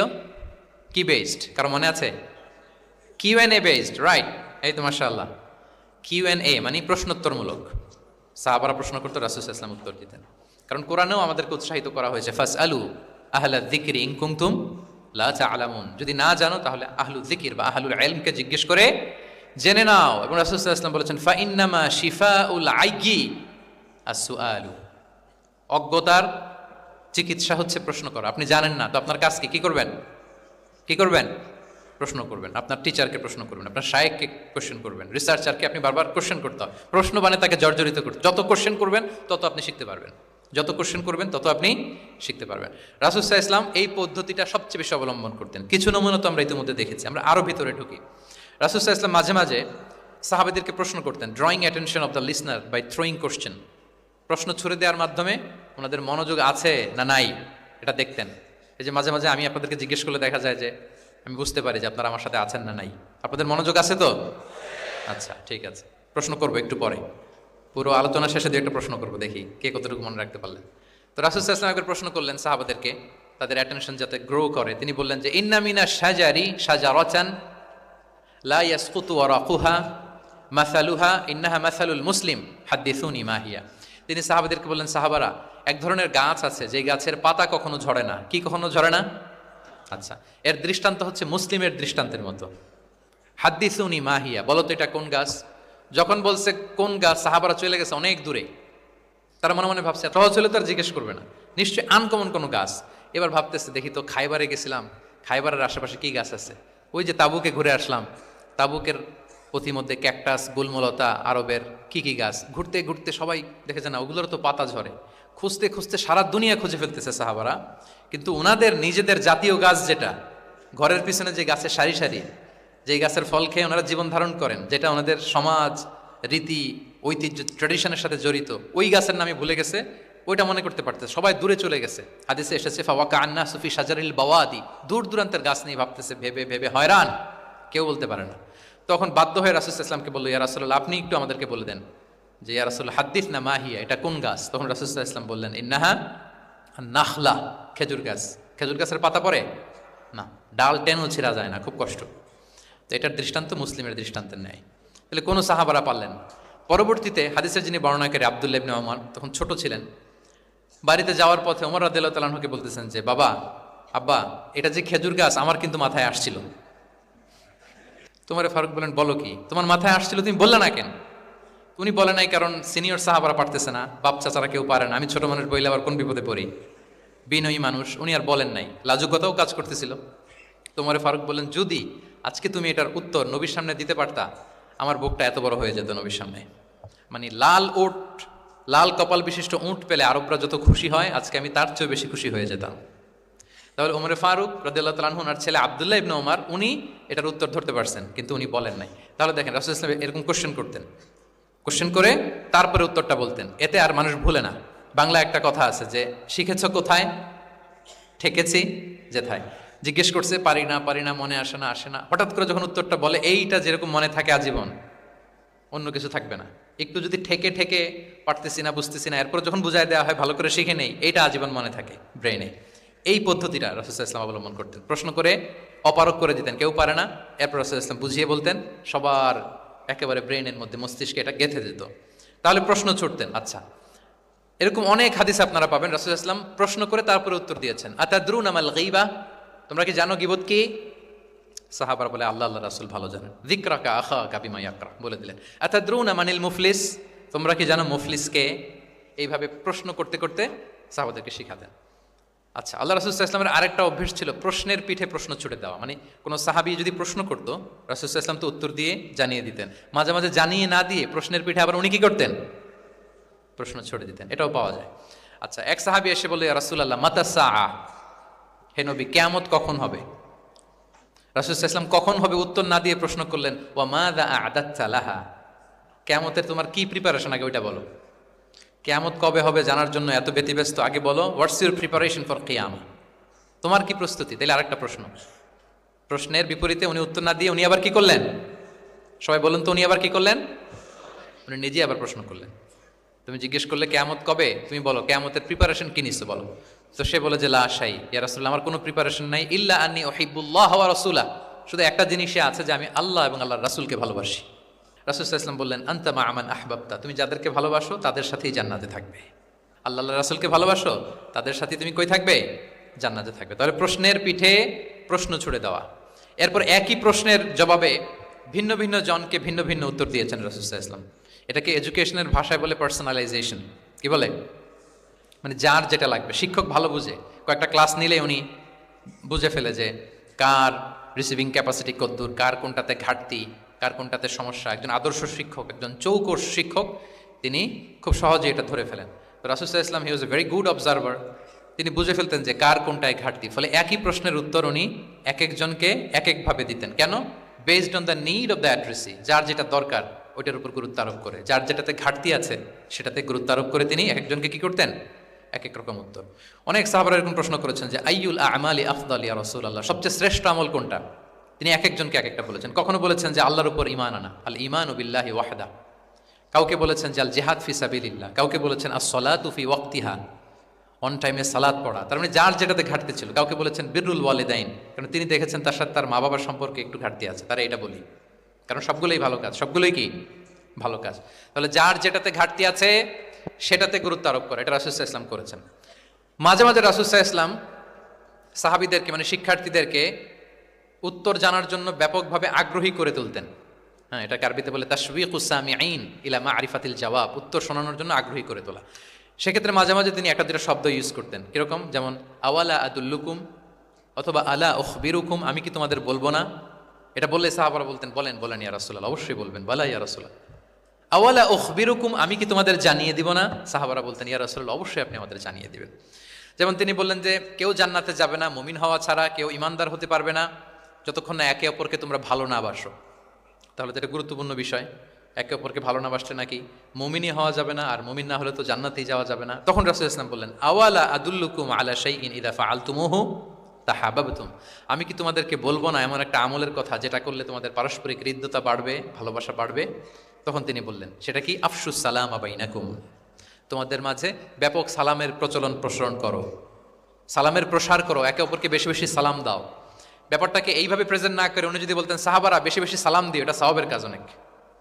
এটা হচ্ছে একটা প্রেজেন্টেশন। আর একটা হচ্ছে এমনভাবে এটাকে উপস্থাপন করা যে মুমিন না হলে জান্নাতে যাবা না, আর একে অপরকে ভালো না বাসলে মুমিন হতে পারবে না। তোমরা কি জানো কি করলে একে অপরের মধ্যে ভালোবাসা বাড়ে?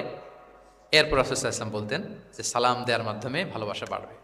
আচ্ছা, মাঝে মাঝে ব্যবহার করতেন আলা উখবিরুকুম, আলা উখবিরুকুম, আমি কি তোমাদেরকে জানাবো না? একবার রাসূল সাল্লাল্লাহু আলাইহি ওয়াসাল্লাম বললেন আলা উখবিরুকুম বিআফদালা মিন দারাজাতিস সিয়ামি ওয়াস সালাতি ওয়াস সাদাকা, আমি কি তোমাদের জানাবো না যে নামাজ, রোজা, সাদাকার চেয়েও বেশি ফজিলতের একটা আমল আছে, সেটা কি আমি কি তোমাদের জানাবো না?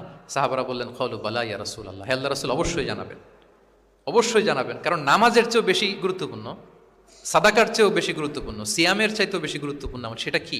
তখন রাসূল সাল্লাল্লাহু আলাইহি ওয়াসাল্লাম বললেন সেটা হচ্ছে ইসলাহু যাতিল বাইন, বিবাদমান দুই গ্রুপকে মিলিয়ে দেয়া, বিবাদমান দুই ব্যক্তিকে মিলিয়ে দেয়া। এটা নফল নামাজ, নফল সাদাকা, নফল রোজার চেয়েও বেশি কি ফজিলতপূর্ণ, বেশি গুরুত্বপূর্ণ। আমরা তো মনে করি শুধু নামাজ পড়লেই বোধহয় আমি অনেক সওয়াব পেলাম, রোজা রাখলেই সওয়াব পেলাম, শুধু জিকির করলে সাদাকা করলেই সওয়াব পেলাম। কিন্তু রাসূল সাল্লাল্লাহু আলাইহি ওয়াসাল্লাম বলেন যে দুইজনের মধ্যে একটু মনোমালিন্য তুমি মিলিয়ে দাও, এটা এর চেয়েও বেশি সওয়াবের। আল্লাহু আকবার। দুই গোষ্ঠীর মধ্যে দীর্ঘদিনের ঝগড়া মিলিয়ে দাও, এটা এর চেয়েও বেশি সওয়াবপূর্ণ। রাসূল সাল্লাল্লাহু আলাইহি ওয়াসাল্লাম মক্কা থেকে মদিনায় যেয়ে কি করেছেন? আউস এবং খাজরাজের দীর্ঘদিনের যুদ্ধ 1 ঘন্টার মধ্যে কি settle down. He was a very good mediator and arbitrator, চমৎকার মধ্যস্থতা করতে জানতেন তিনি। তাহলে এইভাবে উত্তর জানার জন্য শিক্ষার্থীদেরকে আগ্রহী করে তুলতেন। আচ্ছা, আরেকটা পদ্ধতি ছিল অবজারভেশন অ্যান্ড কারেকশন। রাসূল সাল্লাল্লাহু আলাইহি ওয়াসাল্লাম, আমি আলোচনার শুরুতেই বলেছি, হি was a very good observer, চমৎকার পর্যবেক্ষণ করতেন এবং সংশোধন দিতেন। কে কি করছেন এটা খেয়াল রাখতেন, মানে চোখ কান খোলা রাখতেন। বাংলা আমরা কি বলি? বাংলায় কি বলা হয় এটাকে? চোখ কান খোলা রাখা। মসজিদে নববীতে এরকম ভুরি ভুরি পাবেন যে রাসূল সাল্লাল্লাহু আলাইহি ওয়াসাল্লাম কে কি করতেছে অবজার্ভ করতেছে, ওইটার উপর বেস করে তাকে নাসিহা করতেছে। একটা বিখ্যাত হাদিস তো আপনারা জানেন, রাসূল সাল্লাল্লাহু আলাইহি ওয়াসাল্লাম বসা, এক বেদুইন আসলো, এসে তার উটটা মসজিদে নববীতে বাঁধলো, বেদে 2 রাকাত নামাজ পড়লো, নামাজ পড়ে হাত তুলে আল্লাহর কাছে দোয়া করে, ইয়া আল্লাহ আল্লাহুম্মা রহামনি ওয়া মুহাম্মাদা ওয়ালা তারহাম মা'ানা আহাদা, মানে ও আল্লাহ তুমি শুধু আমারে রহম করো আর মুহাম্মদ সাল্লাল্লাহু আলাইহি ওয়াসাল্লামকে রহম করো, আমাদের দুজনের সাথে আর কাউরে রহম করো না তুমি। বেদুইন তো কি, বেদুইন, মরুপল্লীতে বসবাস। আদাবুদ দোয়া, দ্য এটিকেটস অফ দোয়া, দোয়ার যে একটা আদব আছে, অন্যের জন্য দোয়া করলে যেটা নিজের লাভ, এগুলো তো জানে না। আল্লাহ তুমি আমারে মাফ করো, মুহাম্মদ সাল্লাল্লাহু আলাইহি ওয়াসাল্লামকে মাফ করো, আমাদের ছাড়া আর কাউরে মাফ করো না, কাউরে রহম করো না। এটা রাসূল সাল্লাল্লাহু আলাইহি ওয়াসাল্লাম দূর থেকে বসে বসে অবজার্ভ করছেন আর বললেন, হায় রে, লোকটা একটা প্রশস্ত জিনিসকে সংকীর্ণ বানায় ফেললো। গোটা বিশ্বের সবাইকে যদি আল্লাহ ক্ষমা করে, রহম করে, আল্লাহর রহমের দরিয়ায় কোনো ঘাটতি হবে বলেন তো? হবে? একটা প্রশস্ত বিষয়কে সে সংকীর্ণ করে ফেললো। এরপর কতটা সে বেদুইন কি প্রকৃতির ছিল দেখেন, দোয়া টোয়া শেষে মসজিদে নববীর মাঝখানে বসে পেশাব করা আরম্ভ করছে। বিখ্যাত হাদিস জানেন, সবাই মারতে গেল, রাসূল সাল্লাল্লাহু আলাইহি ওয়াসাল্লাম থামালেন, বললেন পানি ঢেলে দাও, আর তাকে ডেকে বললেন, দেখো তুমি যে এখানে এই কাজটা করলা, প্রস্রাব করলা, এটা আমাদের এই মদিনার কমিউনিটির ইবাদতগাহ, এখানে এই কমিউনিটির লোকেরা নামাজ পড়ে, আল্লাহর জিকির করে, আল্লাহর কিতাব তেলাওয়াত করে, এটা কি ঠিক হলো তোমার? সে তো লজ্জায় অনুতপ্ত হয়ে কাচুমাচু। তাহলে এই যে অবজারভেশন করতেন এবং কারেকশন করতেন। আবার একদিন মসজিদে নববীতে বসা এক সাহাবী এসে নামাজ পড়লেন, নামাজ রাসূল সাল্লাল্লাহু আলাইহি ওয়াসাল্লাম দূর থেকে দেখতেছেন লোকটা কি করে। নামাজ পড়লো 2 রাকাত, পরে এসে নবীকে সালাম দিল। রাসূল সাল্লাল্লাহু আলাইহি ওয়াসাল্লাম সালামের উত্তর দিয়ে বললেন, ইরজি' ফাসাল্লি ফাইন্নাকা লাম তুসাল্লি, যাও আবার পড়ো, কারণ তুমি নামাজ পড়ো নাই, মানে নামাজটা ঠিক মতো হয় নাই, ইউ ডিডন্ট অফার ইউর সালাহ in a correct way, proper manner. ওই সাহাবী যে আবার 2 রাকাত পরে আসলেন, রাসূল সাল্লাল্লাহু আলাইহি ওয়াসাল্লাম একই কথা বললেন, ইরজি' সাল্লি ফাইন্নাকা লাম তুসাল্লি, হয়নি নামাজ, আবার পড়ো। আবার পরে আসলেন, আবারও একই কথা। এখন 3 বার পড়ার পরেও যখন হয় না, বেচারা ভাবলেন আবার যে বললে তো একই হবে, আমি তো এটাই জানি। তিনি বললেন, মা উহসিনু গায়রাহ, ইয়া রাসূল এর চেয়ে ভালো আমি আর পারি না, ফাআল্লিমনি ইয়া রাসূলুল্লাহ, হে নবী আমাকে একটু শিখিয়ে দেন কিভাবে পড়ব। রাসূল সাল্লাল্লাহু আলাইহি ওয়াসাল্লাম বললেন, যখন নামাজে দাঁড়াবে, আল্লাহু আকবার বলে দাঁড়াবে, এরপর কোরআন থেকে যা সহজ লাগে পড়বে, তাড়াহুড়ো করবে না। কি করবে না? সবাই বলেন, কি করবে না? নামাজে কোনো তাড়াহুড়ো নাই, no rushing in salah, no hastiness in salah. নামাজে আমরা খুব তাড়াহুড়ো করি, এটা নামাজের যে প্রাণ, সালাতের প্রাণকে, রূহকে নষ্ট করে দেয়। যখন রুকুতে যাবে, স্ট্রেইট ফরওয়ার্ড রুকু করবে, হাত্তা তাতমাইন্না রাকিআন। রাসূল সাল্লাল্লাহু আলাইহি ওয়াসাল্লামের রুকুর পিঠটা ছিল একেবারে স্ট্রেইট, এই টেবিলটা যেরকম স্ট্রেইট, এরকম স্ট্রেইট। লাউ সাব্বা আলাইহিল মা লাস্তাকার, পানি ভর্তি একটা বোতল যদি রাসূল সাল্লাল্লাহু আলাইহি ওয়াসাল্লামের রুকু দেয়া পিঠের উপর রাখতো, পানিটাও পড়তো না, বোতলটাও পড়তো না, স্ট্রেইট। এরকম উদাহরণ দিয়ে সাহাবারা বলতেন যে এত স্ট্রেইট রুকুর পিঠ যে পানি ভর্তি গ্লাস রাখলে পানিটাও কাঁপবে না, বোতলটাও পড়বে না।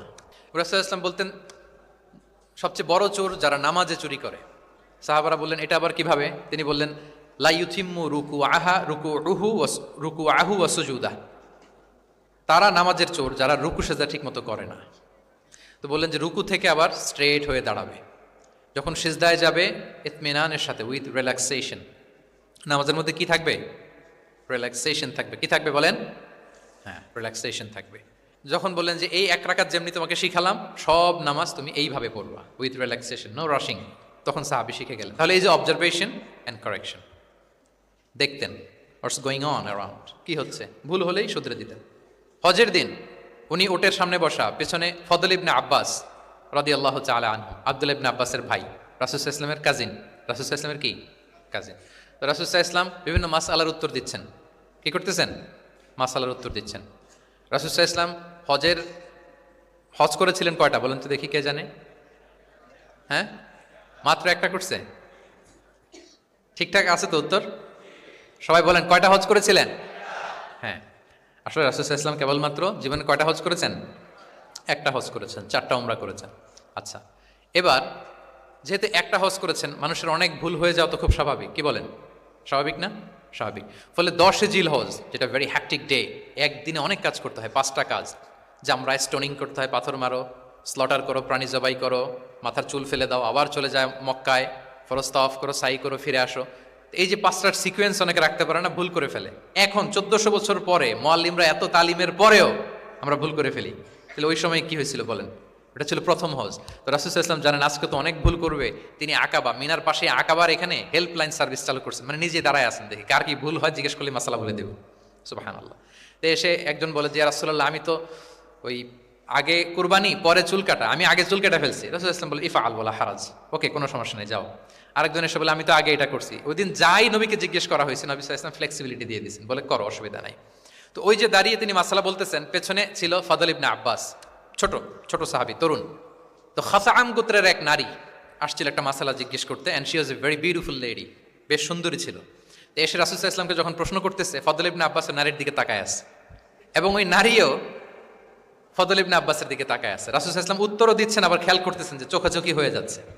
যখনই তিনি অবজার্ভ করলেন যে ফদল ইজ ক্রসিং দ্য লিমিট, একবার চোখ পড়তে পারে, তারপর তো নামিয়ে ফেলতে হবে, সে যখন তাকিয়ে আছে, নারীও তাকিয়ে আছে, তখন রাসূল সাল্লাল্লাহু আলাইহি ওয়াসাল্লাম কি করলেন? ওয়াজআলান নবী সাল্লাল্লাহু আলাইহি ওয়াসাল্লাম ইয়াসরিফু ওয়াজহাল ফাদলি ইলা শিক্কিল আখার, সাথে সাথে ফদলকে বললেন, ফদল ওইদিকে না, এদিকে তাকাও। এটা সরাসরি হাদিসের অনুবাদ করে শোনাচ্ছি, আমার পক্ষ থেকে না, আমি বুখারীর হাদিস। ফাজআলা ইয়াসরিফু ওয়াজহাল ফাদলি, ফদল ইবনে আব্বাসের চেহারাটা রাসূল সাল্লাল্লাহু আলাইহি ওয়াসাল্লাম ঘুরিয়ে ফেললেন যে ফদল ওইদিকে তাকানো যাবে না, এদিকে তাকাও। ফদল রাদিয়াল্লাহু তাআলা আনহু নিজেকে সামলে নিলেন। এই যে this is the point, observation. এটা কি বলে? Observation and correction. রাসূল ইসলাম he was a very good observer, what's going on around, কি চলতেছে সব দিকে চোখ কান খোলা। বাংলায় কি বলে? বাংলায় বললে বুঝবেন ভালো, চোখ কান খোলা রাখতে হবে। তো রাসূল ইসলাম খেয়াল করলেন এবং ওনার চেহারা ঘুরিয়ে দিলেন। এভাবে তিনি কেউ ভুল করলে শুধরে দিতেন। এবং শুধরে দেওয়ার আরেকটা নিয়ম রাসূল ইসলাম, আল্লাহু আকবার, অনেক পয়েন্টস এখানে, যে কিভাবে তিনি অন্যের ভুল শুধরাতেন। আমরা কিভাবে ভুল শুধরাই? বাংলাদেশের যে টেন্ডেন্সি, কেউ ভুল করলে আর মাইক্রোফোন যদি পাই যে মাহফিলে, এইবার তো পাইছি ওই বেটারে, ও কাফের, ওর দাদা কাফের, ওর 14 গোষ্ঠী কাফের, ও মারা যাওয়ার পরে যেখানে কবর দিবে ওই কবরের উপর যে ঘাস উঠবে, ওই ঘাস যে গরু খাবে, ওই গরুর দুধ যে খাবে ও কাফের। মানে 14 গোষ্ঠীকে কাফের বানাই দিচ্ছে। আমি জাস্ট সিনারিওটা আপনাদের সাথে শেয়ার করি যে নিয়ম হচ্ছে কি। লেটস সে আমার একজন কো স্পিকার কোনো কিছু একটা ভুল করে ফেলছে, তার জানা নাও থাকতে পারে, আবার আমারও একটা জিনিস জানা নাও থাকতে পারে। কেউ ভুল করলে শুধরানোর নিয়ম হচ্ছে সে যে ভুলটা করলো এটা যে ভুল এটা জানানো, যে অনেকে এরকম এরকম বলে, আসলে এটা ঠিক না, বরং ঠিক হচ্ছে এটা এবং এর পক্ষে দলিল হচ্ছে এটা, জাস্ট এটা বলে দাও। এটা যদি বলে দেয় তাহলে কি হবে? যে ভুল করছে সে যখন শুনবে, তার নাম তো আর বলা হয় নাই, সে তো বুঝে যাবে এটা তো আমি ভুলটা করছি, ফলে আমি শুধরে গেলাম, ওই লোক শুধরে যাবে। আর বাকি যারা লিসেনার, শ্রোতা, তারা সবাই সতর্ক হয়ে যাবে। তাইলে যেটা উদ্দেশ্য ছিল কাউকে শুধরানো, ওটা হয়ে গেছে না? কারো নাম নেওয়া প্রয়োজন হয়েছে? বলেন তো। রাসূল সাল্লাল্লাহু আলাইহি ওয়াসাল্লাম যখন কাউকে কারেক্ট করতেন তখন কখনো কারো নাম ধরে শুধরাতেন না, কারেক্ট করতেন না। আল্লাহু আকবার। নাম ধরে শুধরাতেন না, পাছে না সে লজ্জা পেয়ে যায়, পাছে না সে বিব্রত হয় মানুষের সামনে। সুবহানাল্লাহ। অন্যের রাইটস, অন্যের ব্যক্তিত্বের ব্যাপারে কতটা মর্যাদাশীল ছিলেন। কারণ কারো নাম ধরে তো আমার শুধরানোর দরকার নেই, এটা যে ভুল, সোসাইটিকে এটা জানালেই হবে। তাহলে যে ভুল করছে সে শুধরে গেল, বাকিরা সতর্ক হয়ে গেল, ঠিক না? আচ্ছা, 3 সাহাবী মিলে একবার ভাবলো রাসূল সাল্লাল্লাহু আলাইহি ওয়াসাল্লাম বাড়িতে কি কি আমল করে, আমরা একটু আম্মাজানদের জিজ্ঞেস করি, তাহলে আমরাও আমাদের আমলটা একটু বাড়াবো। যে জিজ্ঞেস করলো যে আম্মাজানরা একটু বলেন তো উনি বাসায় কি কি ইবাদত করে, কতটুকু কোরআন পড়ে, তাহাজ্জুদ কেমনে পড়ে। আম্মাজানরা বর্ণনা দিলেন। বর্ণনা শোনার পরে কান্নাহুম তাকাল্লুহা, ওনাদের কাছে একটু কম মনে হইলো, মানে অনেক এক্সপেকটেশন নিয়ে আসছিল। তারা ভাবছিল মানে রাতে ঘুমাই না, সারা রাত তাহাজ্জুদ আর কান্নাকাটি করে রাসূল সাল্লাল্লাহু আলাইহি ওয়াসাল্লাম কাটায় দেয়, তাদের এরকম একটা ধারণা ছিল। কিন্তু এসে শুনে যে না, আসার পরে নাকি ঘুমোতে যায়, অনেকক্ষণ ঘুমিয়ে এসে মাঝরাতে নাকি ওঠে। যা যা বর্ণনা শুনলো কান্নাহুম তাকাল্লুহা, এদের কাছে একটু কম মনে হলো। তো একজন বলতে আরে কম না, আইনা নাহনু মিন রাসূলিল্লাহ, কোথায় আল্লাহ রাসূল আর কোথায় আমরা? গফির আলাহু মা তাকাদ্দামা মিন যামবিহি ওয়া মা তাআখার, ওনার তো আগের পরের সব গুনাহই মাফ। আদতে তো গুনাহই নাই, নবীরা তো মাসুম। তো ওনার সাথে কি আমাদের তুলনা? আমাদের এত কম করলে হবে না, তো কি করতে হবে? একজন বলে যে আজকে থেকে আমি আর ঘুমাবোই না সারা রাত তাহাজ্জুদ করবো। আচ্ছা, আরেকজন বলে আমি আর না খেয়ে মানে রোজা ছাড়া থাকবো না, আমি সওমে বিসাল করব, সারা বছর রোজা রাখবো, যা করে আল্লাহ, রোজা থামাবো না, আমি রেগুলার রোজা রেখেই যাব। আচ্ছা, আরেকজন বলে আমি আর আমার স্ত্রীদের কাছেই যাব না, আমি সন্ন্যাসী জীবন নিয়ে নিলাম, আমি সন্ন্যাসী থাকবো, স্ত্রীদের সাথে মেলামেশাতে এই আমি যাব না, আমি এটা থেকে বিরত থাকবো। এই কথা যখন রাসূল সাল্লাল্লাহু আলাইহি ওয়াসাল্লামের কানে গেল, রাসূল সাল্লাল্লাহু আলাইহি ওয়াসাল্লাম রেগে গেলেন। রেগে গিয়ে সাহাবীদেরকে জড়ো করলেন। জড়ো করে তিনি বলতে আরম্ভ করলেন, তিনি বললেন আনতুমুল্লাযীনা কুলতুম কাযা ওয়া কাযা, আচ্ছা তোমাদের মধ্যে কে কে নাকি এরকম এরকম বলছে? সুবহানাল্লাহ। তিনি বলতে পারতেন এই আব্দুল্লাহ স্ট্যান্ড আপ, দাঁড়াও, আব্দুর রহিম দাঁড়াও, এই আব্দুল সাত্তার তুমি নাকি বলছো যে সারা রাত, এটা একটা কথা বললা তুমি নাকি বলছো যে সারা বছর রোজা, এটা তুমি কি কথা বলতো? ভুল কাজ করছো, এটাও জানো না তুমি নাকি বলছো স্ত্রীদের সাথে মিশবা না। এরকম যদি Abdullah, Abdur Rahman, just for example, এইভাবে দাঁড় করিয়ে যদি নাম ধরে ধরে বলতেন, ওনারা সাহাবীদের সামনে লজ্জিত হতেন না? না, আনতুমুল্লাযীনা কুলতুম কাযা ওয়া কাযা, এটাই রাসূল সাল্লাল্লাহু আলাইহি ওয়াসাল্লামের কাউকে কারেক্ট করার, তাসহিহ করার অভ্যেস ছিল। মা বালু আকওয়ামিন ইয়াকুলুনা কাযা ওয়া কাযা, মাঝে মাঝে বলতেন মা বালু আকওয়ামিন ইয়াফআলুনা কাযা ওয়া কাযা, তোমাদের মধ্যে কেউ কেউ নাকি এমনটা বলে, তোমাদের মধ্যে কেউ কেউ নাকি এমনটা করে।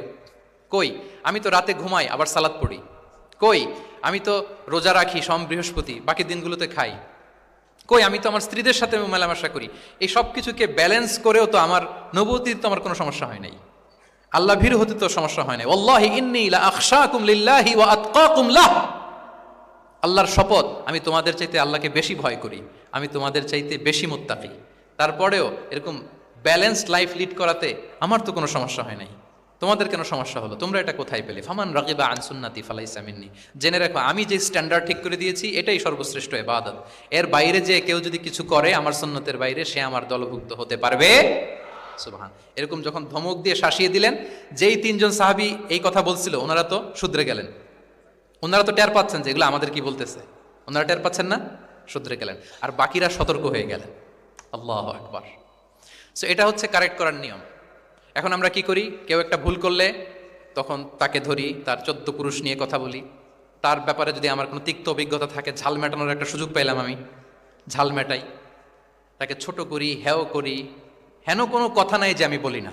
একটাও কি রাসূল সাল্লাল্লাহু আলাইহি ওয়াসাল্লামের সুন্নাহর মধ্যে পড়ে? বলেন তো না। তাহলে মন গড়া পদ্ধতিতে আমরা কাউকে সংশোধন করতে চাচ্ছি না, আর এইভাবে করলে সংশোধন হবেও না। সে মানবিক কারণেই তার ইগোইস্টিক প্রবলেম চলে আসবে, যে সে আমাকে ছোট করলো, আমার নাম ধরে সে এত মানুষের সামনে অপমান করলো, সে হয়তো শুধরানোর যে রাস্তাটা ছিল ওইটাও বন্ধ হয়ে গেল। ঠিক কিনা বলেন?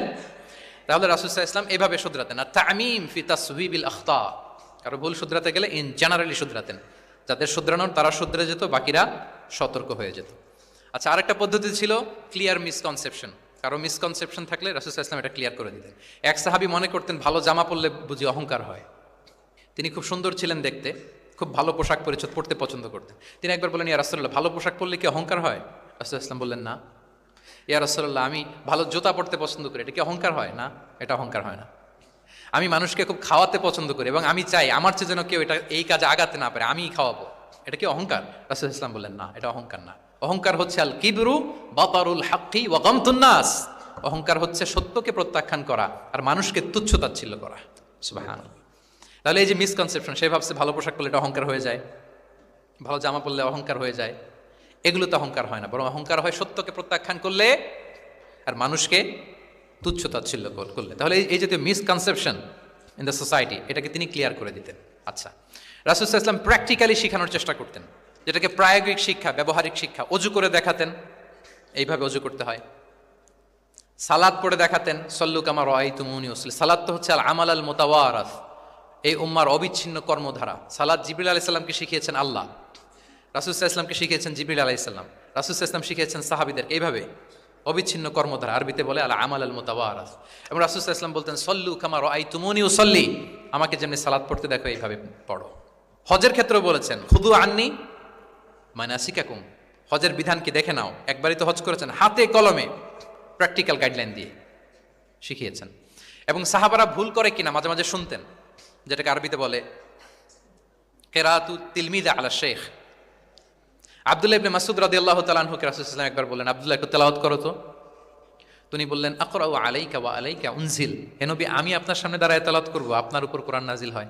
রাসূল সাল্লাল্লাহু আলাইহি ওয়াসাল্লাম বললেন যে ইন্নী উহিব্বু আন আসমাআহু মিন গায়রি, হে আব্দুল্লাহ ইবনে মাসউদ আমি কোরআন তেলাওয়াত তোমাদেরকে শোনাতে যেমনি পছন্দ করি, তোমরা কেউ পড়বা আর আমি শুনবো, এটাও খুব পছন্দ করি। কারণ উনি প্ল্যান করে রাখছেন আব্দুল্লাহ ইবনে মাসউদ কি হবেন, তিনি কিছুদিন পরে উম্মার শিক্ষক হবেন। ওইখানে আবার ভুলটুল করে ফেলেন কিনা উনি জাজ করতেছেন। তখন আব্দুল্লাহ ইবনে মাসউদ রাদিয়াল্লাহু তাআলা আনহু সূরা নিসা তেলাওয়াত করে শোনালেন। তাহলে রাসূল ইসলামের একটা পন্থা ছিল, তিনি শুনতেন আবার শোনাতেন। কি করতেন? শুনতেন, শোনাতেন।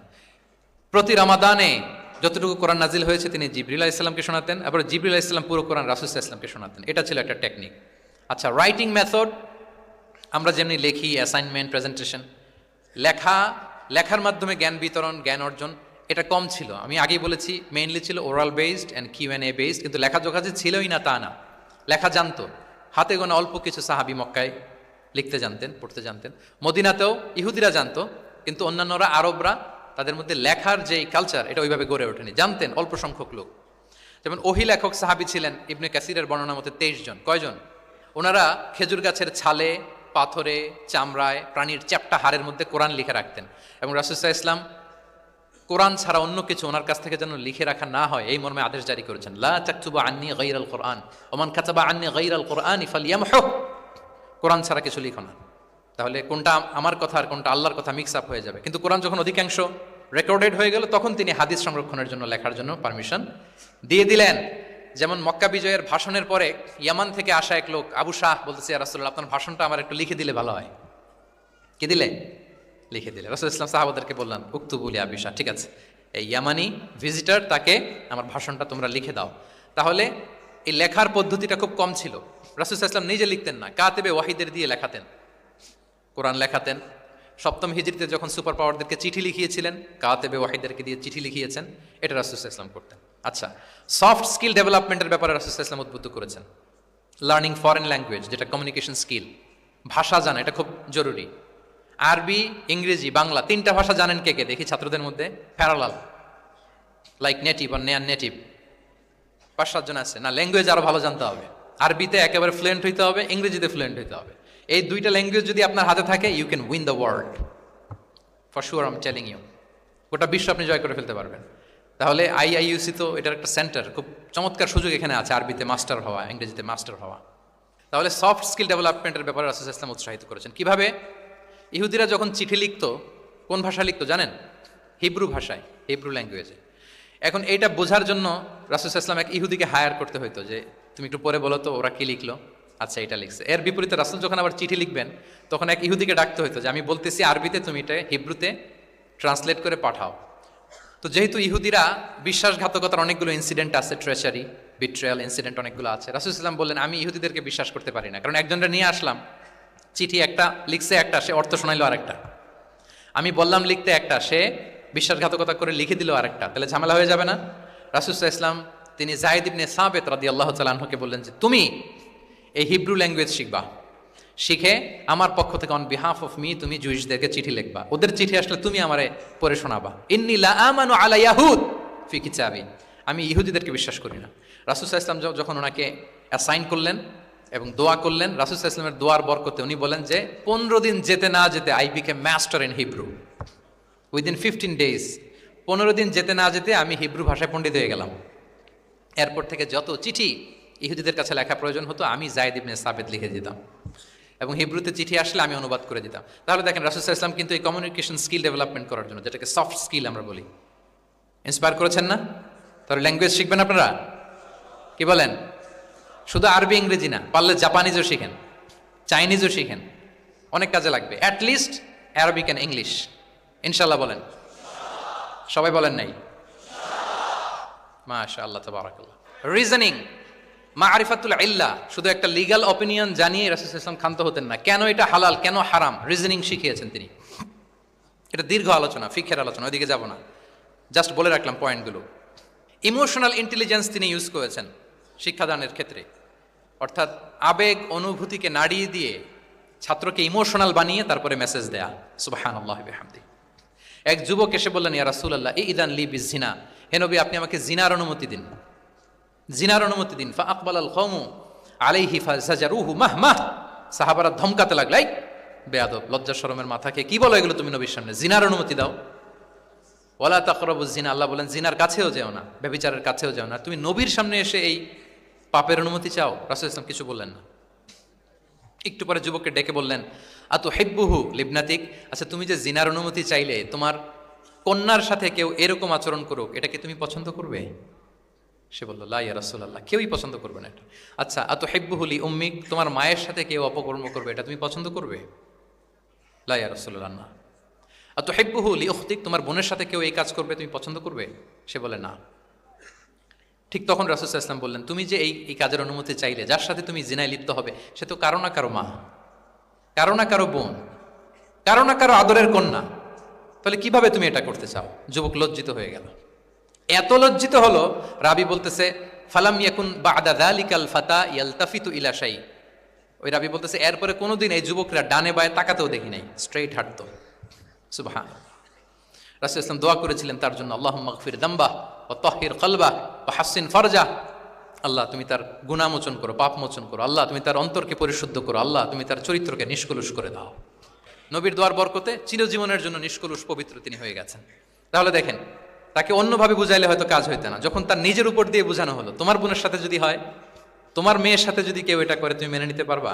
এটাকে বলে ইমোশনাল ইন্টেলিজেন্সকে কাজে লাগিয়ে, মানুষের আবেগ অনুভূতিকে নাড়িয়ে দিয়ে, teaching by touching the heart, teaching by touching the emotions, মানুষের ইমোশনে টাচ করে যখন আপনি শিখাবেন, ওই শিক্ষা সে জীবনেও ভুলবে, ওই যে শুদ্ধাচার আসবে, ওই যে আত্মশুদ্ধি হবে, ওইটার মতো আত্মশুদ্ধি আর কেউ করতে পারবে না। সম্মানিত সুধী, চাইল্ড এডুকেশন, বাচ্চাদেরকে কিভাবে শিখাতেন, এটা 1 মিনিটে বলে শেষ করে দেব। চাইল্ড তারবিয়া, ছোটদেরকে নানাভাবে রাসূল সাল্লাল্লাহু আলাইহি ওয়াসাল্লাম শিখিয়েছেন। ওমর ইবনে আবি সালামা তিনি বলেন, একবার রাসূল সাল্লাল্লাহু আলাইহি ওয়াসাল্লামের কোলে বসে, ছোটবেলায় কোলে বসার সৌভাগ্য আমার হয়েছিল, এবং আমাদেরকে খাবার দেয়া হলো, তো তিনি ছোট মানুষ, একবার এদিক থেকে খায় ওদিক থেকে খায়। রাসূল সাল্লাল্লাহু আলাইহি ওয়াসাল্লাম বললেন, ইয়া গুলাম, হে শিশু, সাম্মিল্লাহ, বিসমিল্লাহ বলো, ও কুল বিয়ামিনিক, বা হাতে না ডান হাতে খাও। দেখেন ছোটদেরকে কিভাবে শেখাতেন, তারবিয়া, চাইল্ড তারবিয়া। ও কুল মিম্মা ইয়ালিক, তোমার সামনে যেটা আছে ওইটা খাও, এদিক থেকে ওদিক থেকে, চারদিক থেকে নিও না। রাবি বলেন যে ফামা জালা তিলকা তু'মাতু বাদু, উনি বলতেছেন এরপর থেকে আজীবন আমার খাওয়ার স্টাইল এটাই হয়ে গেছে। নবীর ওই কথা আমার কানে ঘন্টার মতো বাজে, খাওয়া শুরু করলেই আগে আমি বিসমিল্লাহ বলি, ডান হাত দিয়ে নেই, আর আমার সামনে যেটা আছে ওইটা থেকে খাওয়া শুরু করি। দেখেন চাইল্ড তারবিয়া কিভাবে করতেন। তাহলে এটিকেটস অফ হ্যাভিং ফুড কিভাবে খাবে রাসূল ইসলাম শিখালেন। আপনারা জানেন যে হাশিমি খানদান, মানে বনু হাশিমদের জন্য জাকাতের সম্পদ খাওয়া, রাসূল ইসলামের বংশের জন্য জাকাতের সম্পদ খাওয়া হারাম। তো একবার জাকাতের সাদাকার খেজুর ছিল স্তূপ করা, রাসূল ইসলামের নাতি হাসান রাদিয়াল্লাহু তাআলা আনহু, ছোট্ট মানুষ, এসেই ওই খেজুর নিয়ে খেতে আরম্ভ করল। দূর থেকে রাসূল ইসলাম দেখে বললেন, কেখ কেখ হেরমি বিহা, কেখ কেখ মানে আমরা বাংলা যেটাকে ওয়াক্থু, ওয়াক্থু মানে থু মেরে ফেলে দাও, এটা বলে তিনি হাসান রাদিয়াল্লাহু তাআলা আনহুর মুখ থেকে খেজুরটা বের করলেন, আর বললেন, আলা তা'লাম আন্না লা নাকুলুস সাদাকা, মানে নানা ভাই, আদরের নানা ভাই, তুমি কি জানো না আমরা সাদাকার সম্পদ খেতে পারি না, তাড়াতাড়ি ফেলে দাও। মুখ থেকে টেনে যে খেজুরটা নিয়েছিলেন হাসান রাদিয়াল্লাহু তাআলা আনহু, সেটাকে রাসূল সাল্লাল্লাহু আলাইহি ওয়াসাল্লাম বের করে দিলেন। তাহলে এখানে কনসেপ্ট অফ হালাল এন্ড হারাম ছোটবেলা থেকেই নানা ভাইকে উনি ক্লিয়ার করে দিচ্ছেন। আব্দুল্লাহ ইবনে আব্বাস রাদিয়াল্লাহু তাআলা আনহু রাসূল সাল্লাল্লাহু আলাইহি ওয়াসাল্লামের কি ছিলেন সম্পর্কে বলেন, কি ছিল? সবাই বলেন আওয়াজ করে। কাজিন, চাচাতো ভাই। আরেকটা সম্পর্ক ছিল রাসূল সাল্লাল্লাহু আলাইহি ওয়াসাল্লাম ওনার, আর কি হইতো? খালু মাইমুনা বিনতুল হারিস রাদিয়াল্লাহু তাআলা আনহা, তিনি ছিলেন আব্দুল্লাহ ইবনে আব্বাসের খালা। আর যেহেতু রাসূল সাল্লাল্লাহু আলাইহি ওয়াসাল্লাম বিয়ে করেছিলেন, ফলে রাসূল সাল্লাল্লাহু আলাইহি ওয়াসাল্লাম ওনার সম্পর্কের আরেক সম্পর্কে কি হয়? খালু। তো উনি খুব ছোট ছিলেন, এত ছোট যে রাসূল সাল্লাল্লাহু আলাইহি ওয়াসাল্লাম যখন ইন্তেকাল করেন তখন ওনার বয়স ছিল 13। আব্দুল্লাহ ইবনে আব্বাসের বয়স তখন কত? 13। তো ফলে ছোট মানুষ প্রায় খালার বাসায় রাতে থাকতো এবং রাসূল সাল্লাল্লাহু আলাইহি ওয়াসাল্লামের আশেপাশে ঘুমাতো। একবার রাসূল সাল্লাল্লাহু আলাইহি ওয়াসাল্লাম ওয়াশরুম করতে গেলেন দূরে, এবং রাসূল সাল্লাল্লাহু আলাইহি ওয়াসাল্লামের অভ্যেস ছিল ওয়াশরুম সেরে এসেই অজু করতেন। তো উনি এসে দেখে ওনার অজুর পাত্রে কে যেন পানি রেখে দিচ্ছে। জিজ্ঞেস করলেন কে রেখেছে? বলা হলো যে আব্দুল্লাহ ইবনে আব্বাস রেখেছে। রাসূল সাল্লাল্লাহু আলাইহি ওয়াসাল্লাম এত খুশি হলেন যে এখন যে আমার এটা দরকার, ছোট্ট আব্দুল্লাহ এটা বুঝে ফেললো। উনি ওনাকে জড়িয়ে ধরে একটা দোয়া করলেন, আল্লাহুম্মা আল্লিমহুল কিতাব, আল্লাহুম্মা ফাক্কিহু ফিদ্দীন ওয়া আল্লিমহুত তা'বীল, আল্লাহ আপনি আব্বাসকে কিতাবের জ্ঞান শিক্ষা দেন। এবং এই দোয়ার বরকতে উনি রাইসুল মুফাসসিরিন হয়েছেন। এই পৃথিবীতে যত মুফাসসির আসবে সব মুফাসসিরদের সম্রাট হচ্ছে আব্দুল্লাহ ইবনে আব্বাস রাদিয়াল্লাহু তাআলা। আচ্ছা, উনি কি শিখাতেন, কিভাবে শিখাতেন? তাহাজ্জুদের সময় রাসূল ইসলাম নামাজে দাঁড়ালেন, আব্দুল্লাহ ইবনে আব্বাস এসে রাসূল ইসলামের বাম দিকে দাঁড়ালেন। ছোট মানুষ ভাবছে আমিও যে নামাজ পড়ি। আচ্ছা বলেন তো, যদি দুইজন হয় নামাজে, একজন ইমাম আর একজন মুসল্লি, মুসল্লি ইমামের কোন দিকে দাঁড়াবে? কিন্তু আব্দুল্লাহ ইবনে আব্বাস দাঁড়াইছে কোন দিকে? বাম দিকে, কারণ উনি ব্যাপারটা জানেন না। তখন রাসূল ইসলাম কি করলেন? হাত দিয়ে টেনে পিছন দিয়ে এনে ডান দিকে নিয়ে আসলেন।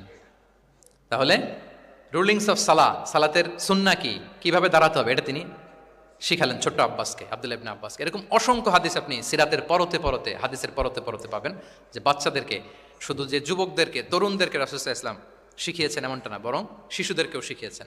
এইভাবে রাসূল সাল্লাল্লাহু আলাইহি ওয়াসাল্লাম এমন এক শিক্ষা পদ্ধতি আমাদের জন্য উপহার দিয়েছেন, যেটার মধ্য দিয়ে তিনি শ্রেষ্ঠতম প্রজন্ম, the best generation ever on আর্থ, যেটা আমি শুরুতে বলেছি, এবং তার ধারাবাহিকতা এর পরের প্রজন্মকেও শ্রেষ্ঠ প্রজন্ম বলা হয়েছে। এর পরের প্রজন্ম, তিনটা জেনারেশন এই শিক্ষার, এই ওহির জ্ঞানের শিক্ষার ছোঁয়ায় তারা শ্রেষ্ঠ প্রজন্ম হয়েছে রাসূল সাল্লাল্লাহু আলাইহি ওয়াসাল্লামের এই শিক্ষা পদ্ধতির মধ্য দিয়ে। তাহলে সম্মানিত সুধী, আর লম্বা চূড়া আমি করতে